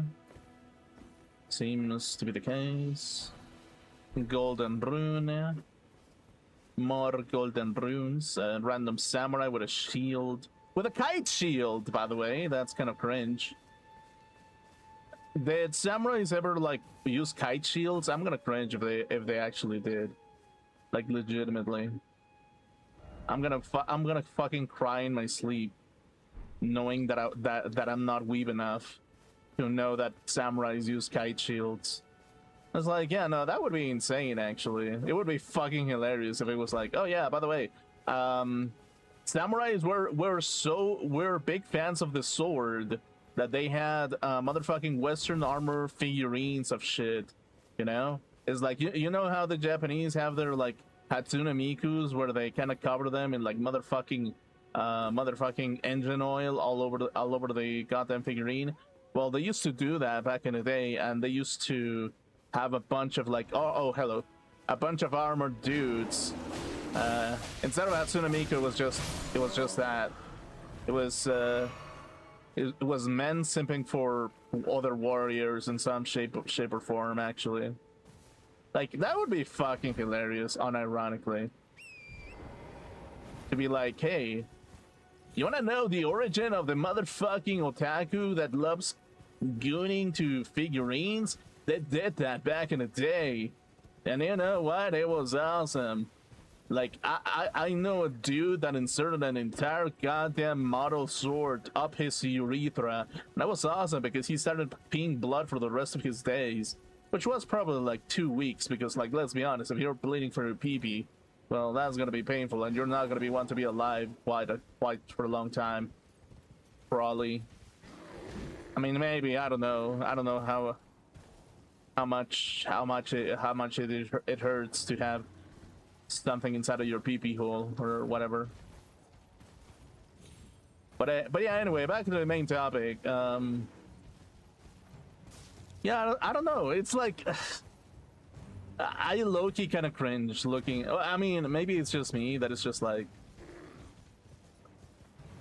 me being autistic that it's not on the square hole does not go into the square. I mean, the square does not go into the square hole. But at the same time, oh shit.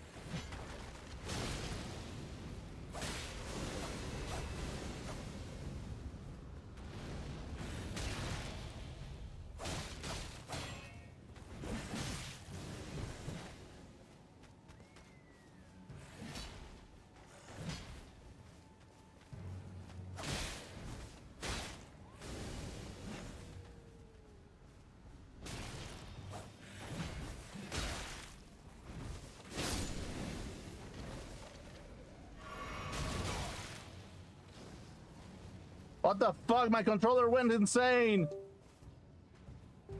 Okay, wait. Okay, controller, are you back?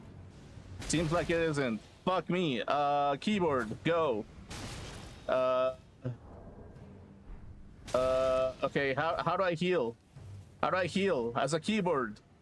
Fuck. Okay, is my controller back? No, it fucking isn't.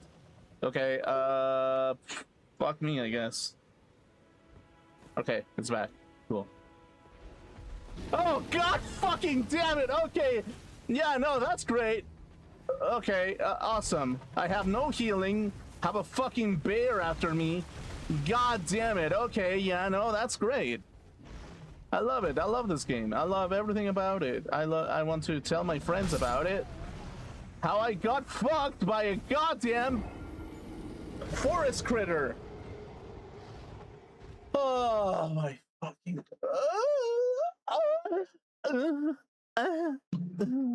Okay, cool. Now, well, I shall continue to moan, like, bitch and moan like your common redditor, actually.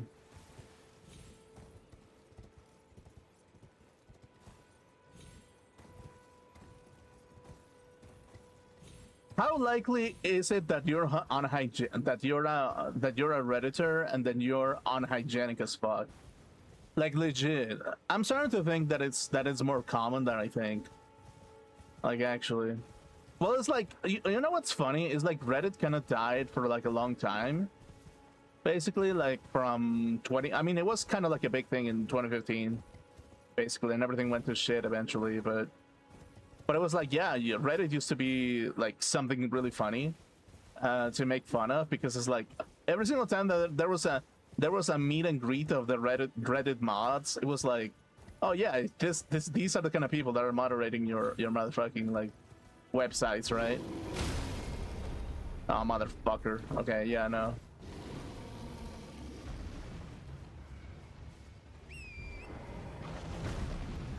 Okay, awesome. And you'd be like, oh yeah, well, now I feel less bad that I got blocked by these people. Right? Like, it's kind of fun. Oh, okay, yeah, awesome. Yeah, awesome. It's like, I don't mean to be rude, but it's like, it was such a meme back in the day. And it's like, it wasn't that even that far off. It's just like 10 years ago. It was such a fucking meme that was like, oh yeah. Look at this bunch of guys that feel like they're too fucking self-important for everybody else.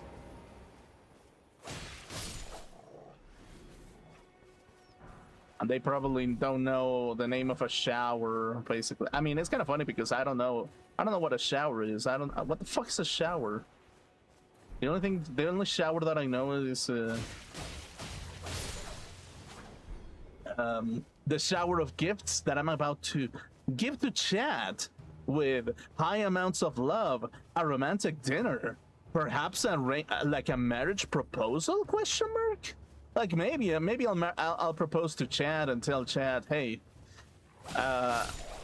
prepare to clean my shitty room every fucking Tuesday, because like I live like a streamer, and if I live like a streamer, you can imagine the amount of smell that is gonna come out of my room, dude. It's like, it's kind of like a given. It's kind of like a given that is gonna smell like a bag of Doritos with motherfucking, like, with a little bit of fart spray smell, like the artificial fart spray type of shit. You know, it's like, yeah, that's the kind of shit that I literally would give my life for, basically. And it's like motherfucking, what is it called? Motherfucking Jivon, like motherfucking Dolce and Savannah, a smelling ass room with like, I don't know, Dolce and Savannah smelling like Fruit Loops, Fruity Loops. Dude, they should make like a cologne that smells exclusively of motherfucking Fruity Loops. That way I can feel as fruity as society wants me to behave, actually. You know, it's kind of like, yeah, society is like, hey, behave more fruity so I can have a balanced diet, and I'll put on my Fruit Loops, and I'll be like, hey, well, here you go.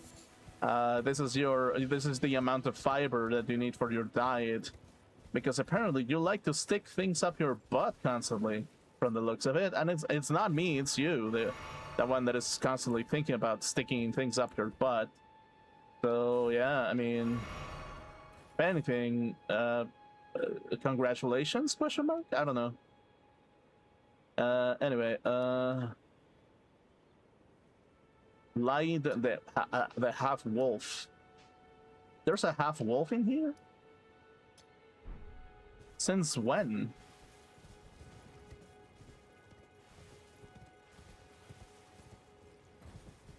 Yeah, like literally I went full circle.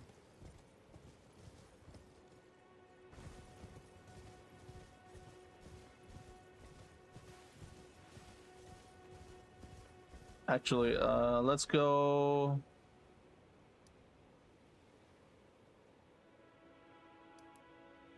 I don't know. Let's go over there first, just to see if there's something. Seems like a place of interest. There has to be a Serene Grace over there. Wait, is it the place that I spawned in? Like, I feel it might be a possibility.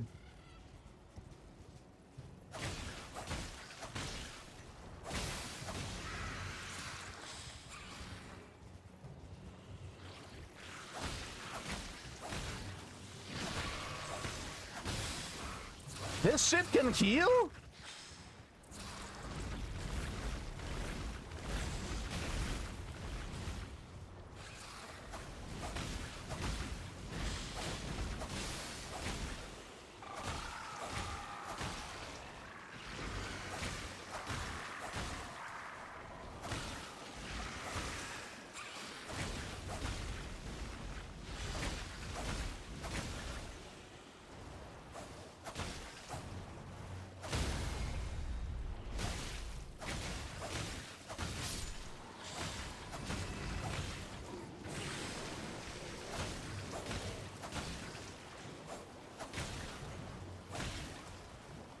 Okay.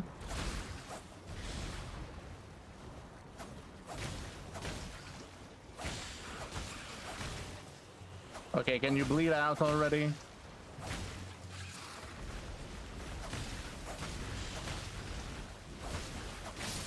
Okay, there we go. Thank you. How many runes did I get? I don't know. Kind of a bunch. Land octopus ovary. Okay, interesting. Okay, boom, boom. Hey, turtle!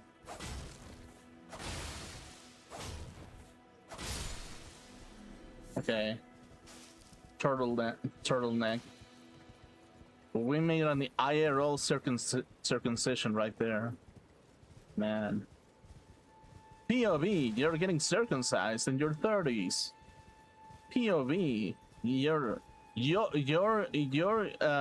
contributing to the environment by donating your turtleneck so that pretty ladies on the motherfucking on motherfucking Amazon can get a real deal turtleneck sweater made out of real turtleneck. Like, holy shit. You know what's funny? I feel like there are women out there who would totally buy like a sweater that is made out of like a man's turtleneck. Like, I feel like there's freaky bitches out there that would totally do that. They would totally do that. I mean, either they're desperate or they're fucking stinky to the core.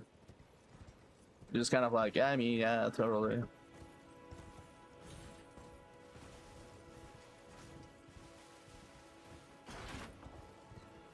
Okay.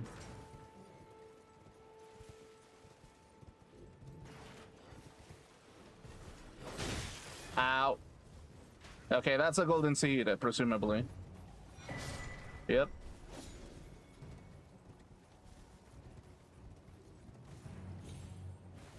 Okay. Okay, so tiny castle in the middle of nowhere. Is it gonna be of my benefit?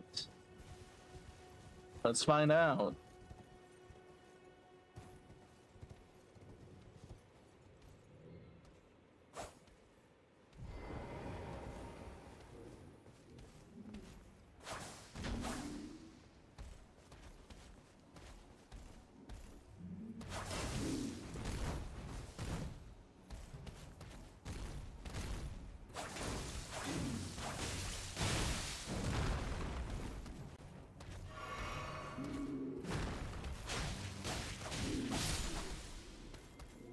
Okay.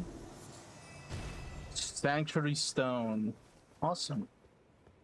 Awesome bullshit, man. Okay.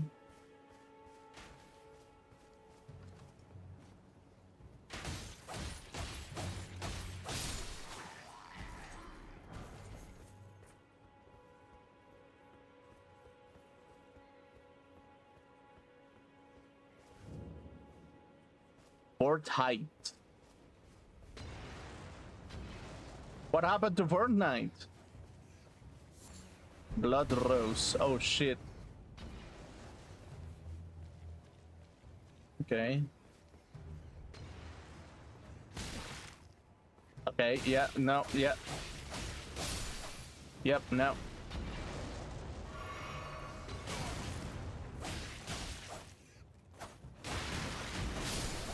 Okay, yeah, cool, awesome.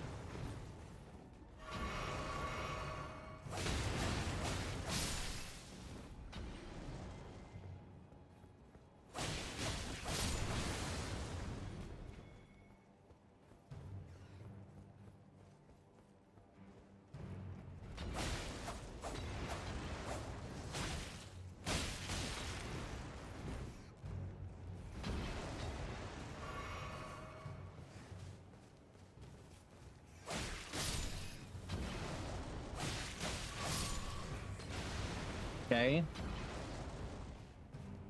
How many more? How many more shits are you gonna throw at me? Okay. Give me a second. Getting rid of a fucker.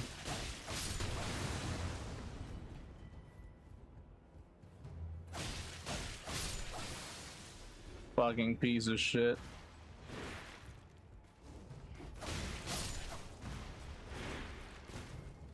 Oh, hello! Awesome!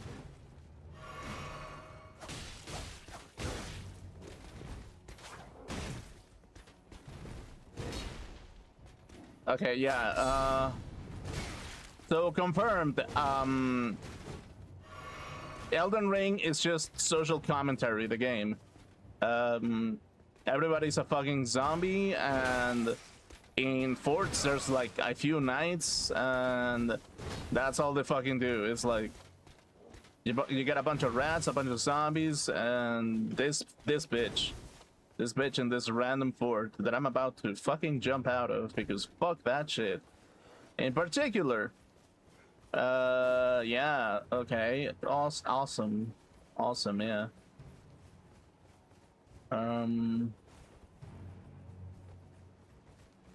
Okay, can you go, please? Okay. Okay, let's teleport somewhere safe so I can spend my runes. And what the fuck are you? Who are you? Hello, random ghost stranger. Or what's your business actually?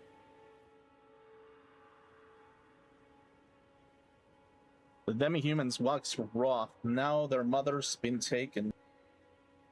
Where are you, Lord Kenneth? The night beviled by blood. Okay.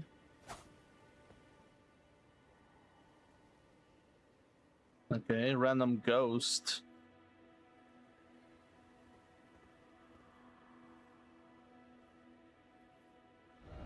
Didn't expect head, but be wary of out of stamina. Oh, okay. Yeah, I guess. So I guess we are gonna get some head tonight, at least. Nice. Perhaps we didn't get a lot of action in today's stream, but we got some action. We got a teeny tiny bit of action today.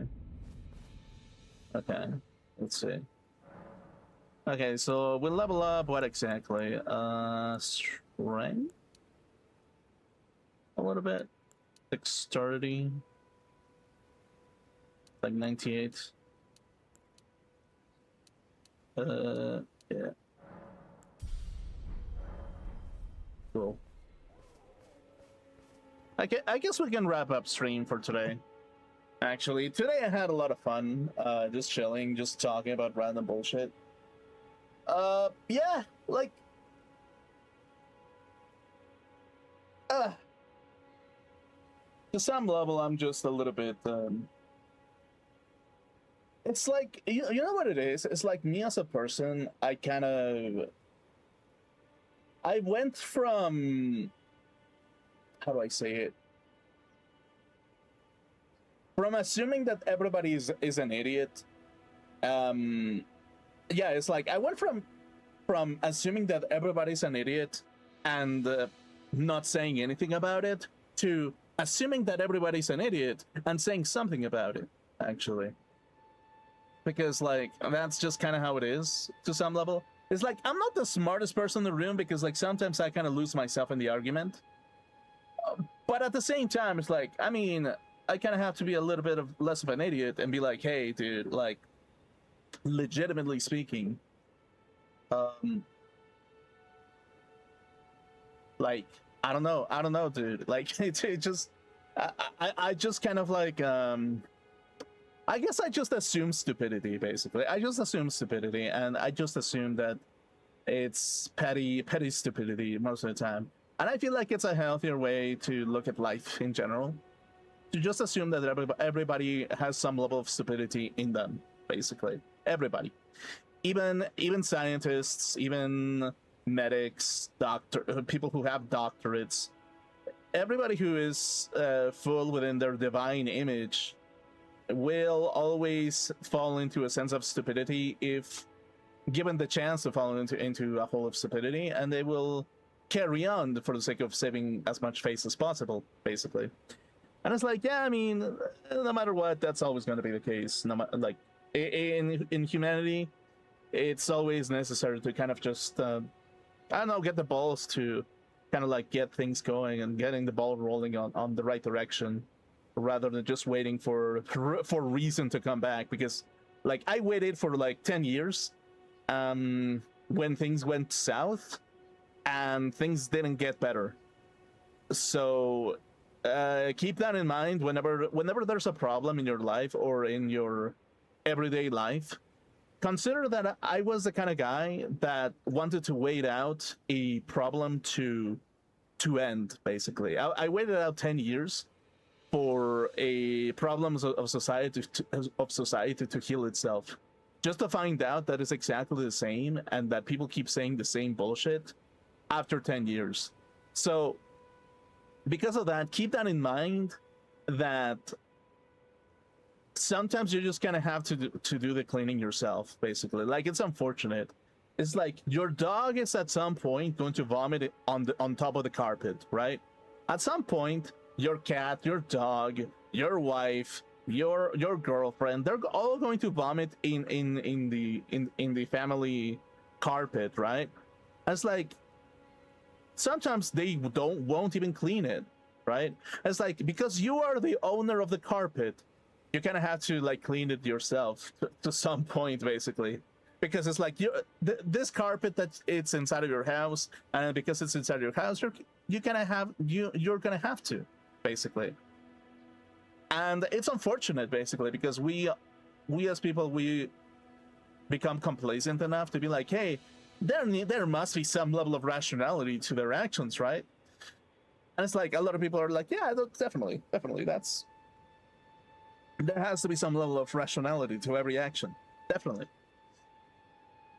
And it's like, okay, yeah, but okay, if there's rationality, why is everything so hysteric nowadays? Why is everything hysteric? Why is agonizing? Why is reestablishing the grounds of conversation as such a difficult thing to do nowadays? And it's like, when you actually sit down to think about it, it's kind of like, yeah, no, like, you kind of have to be patient with people to be like, yeah, no, you really do have to be patient with people and understand that everybody is living their complicated lives. And because everybody's living their complicated lives, everybody is going to justify that they don't have time to clean up the vomit that was left on top of the family carpet, basically, in the living room, basically. And it's like, yeah, that's just kind of what life is in general. That's just what life is whenever there's whenever nobody does anything about any kind of issue, basically. When people just assume that things will fix themselves up on their own, when in reality it's just like, no, it's way more complicated than that, because you kind of have to be dealing with like a lot of people's personal problems. You're gonna have to deal with people's personal hysteria, with their psychic wounds, with their scars, with their broken dreams, or the dream that they keep chasing and it feels farther away, that you drive yourself into any kind of like logical narrative, basically. And it's like, yeah, no, you kind of have to be like a little bit patient with people. And what I've learned is that before you are patient with people, you need to be patient with yourself, right? The reason why a lot of people are anxious is because they feel like their life is escaping their fingertips. Like, you go into social media and you feel like you must be up to date with everything that social media has to offer. And in reality, it's kind of like a difficult thing, because the reason why that is because more often than not, people feel alone and feel the necessity to have a voice for them to telling them that they're not alone in their train of thoughts, basically. And it's like, and because of that, it's like, it's kind of like a collective hysteria, collective anxiety, basically, where we transmit the anxiety that surrounds us, basically, because there doesn't seem to be any end of it. But it's like, the reason why that anxiety exists is because I feel like there's not enough acceptance of human nature, basically.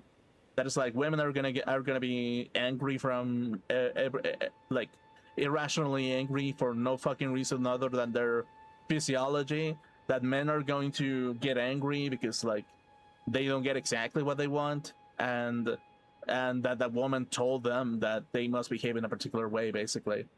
And it's like, yeah, that's kind of the thing. That's kind of the nature of humanity, if we actually think about it.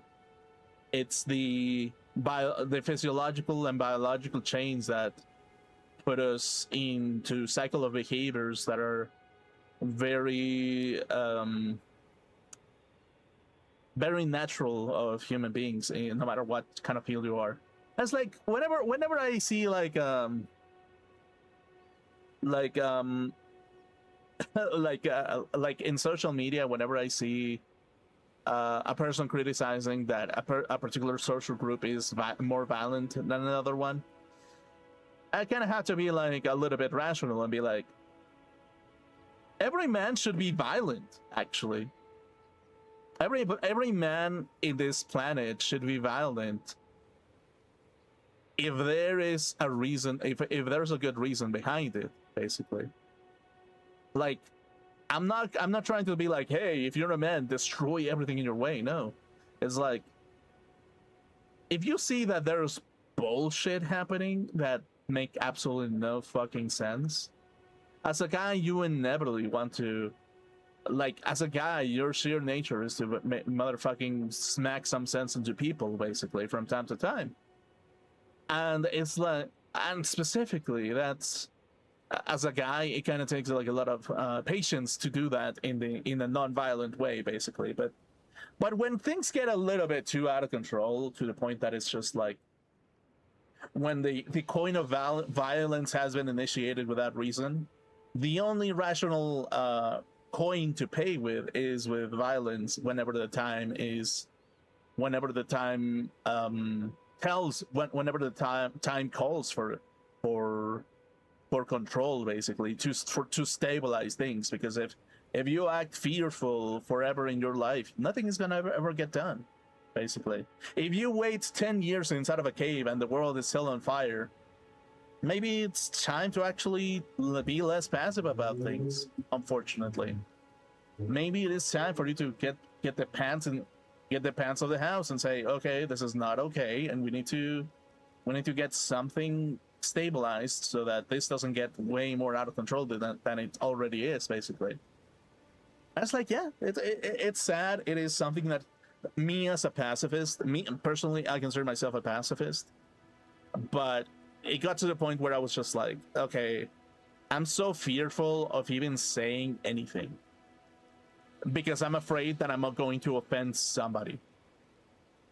And it's like, and then I offended people, and then I got retaliated because I offended them. And then I kind of think to myself, if people are too sensitive to retaliate to even a word of criticism, imagine what they have done with any kind of counterweight of criticism that challenges their worldview in some shape or form. Imagine how fragile they are whenever any sort of criticism goes their way without any kind of like sense of any dialogue, any thinking, anything, basically. Imagine what happens when the sensitive man retaliates immediately over sweet little nothings, basically. It's like it shows that there's a lot of like men and women who think of themselves as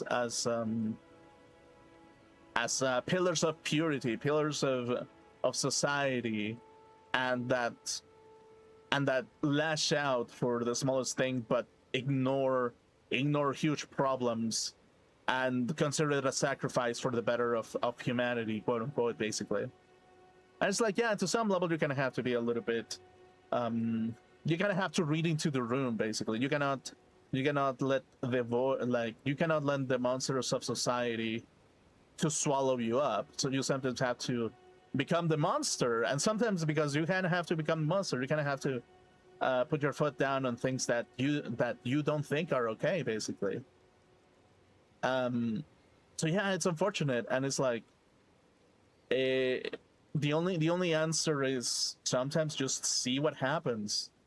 If people get offended, they will get offended, and that's it. But if nobody does anything, the world will just continue corroding, while saying that they're the entities of absolute good, and we will eventually get to a point where an individual of absolute good has been created, and he will, with his flaming sword, start judging people who believe that are below good, below their worldview of good. And whenever that happens, that's when the seeds of chaos and destruction will fall upon everyone who is alive, and that everyone that is not exactly as the sword of absolute good. So yeah, it's a complicated topic. Well, no, it's not a complicated topic. It's a hard to digest topic, because everybody thinks that they're a good person no matter what, but because everybody is different, being a good person depends on what, like, being good depends on what exactly it is to be a good person specifically. Like, it really depends from person to person. As like being a good person, being forever passive, letting the world go into flames as you kind of walk through life. Being a good person is dying for causes that were of no relevance to you, and it's like being a good person is shutting up, sitting down, and eating your fucking Fruit Loops sometimes, basically.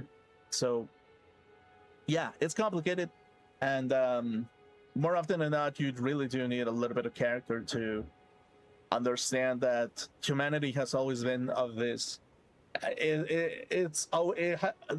Humanity has always been made of this fabric, and it will continue to being of this fabric.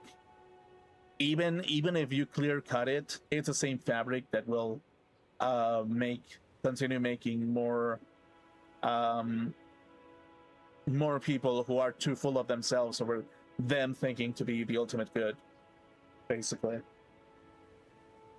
So yeah, I don't know. It's like it's a philosophical argument to never consider yourself the entity of purity. It's weird to think about it like that, because everybody wants the purest form of something. It's like, hey, you want a pretty girl? Hey, you want the purest form of a girl? Okay, sure. Okay, make her have like the biggest titties the world has ever seen, and make her ultra soft and kind and everything, right? I was like, yeah, well, that's the purest form of the female body that you want, basically.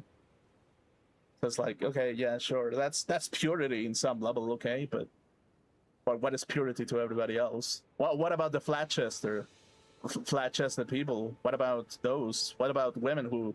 What about men who actually like short, flat-chested women? What about those? And it's like, oh yeah, I don't know. They're unpure in some shape or form, basically. I was like, yeah, maybe. According to you. It's like, yeah, well, my voice is rule, and therefore I will tell you to shut the fuck up, because I am the absolute good and the flame of absolute truth, basically. And it's like, yeah, nah, never will it be like as such. It will never be as such. But anyway, let's just wrap up today's stream.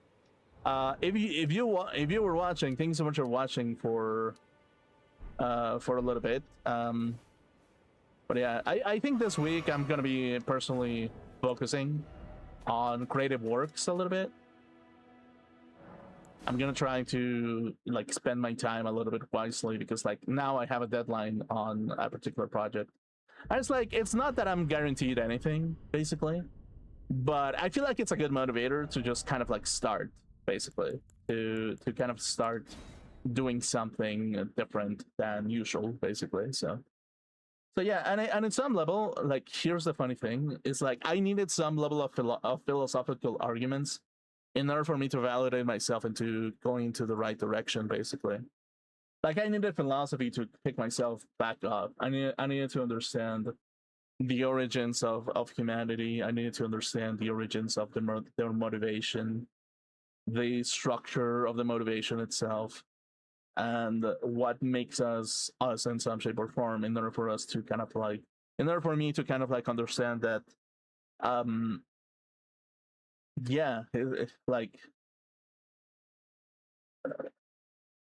then things are not as simple because there's empty heads everywhere, including yours, and your empty head will be enlightened in some point, some shape or form, on information that is alien to you to some level, or that you're not well aware of that information specifically. So yeah, it is what it is basically. So yeah, tomorrow I'm probably gonna be doing a drawing stream. I'm probably gonna be working on something. Hopefully my sleeping schedule gets back in order and I get all my brain capacity to the next level. Hopefully I do. So yeah.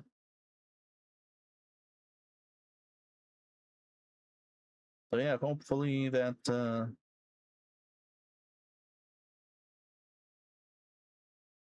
this works actually. So yeah. Anyway, thanks so much for watching. I really appreciate you, and I'll see you tomorrow on the Spanish channel if you have the time. So see you later then. Have a good one. Goodbye.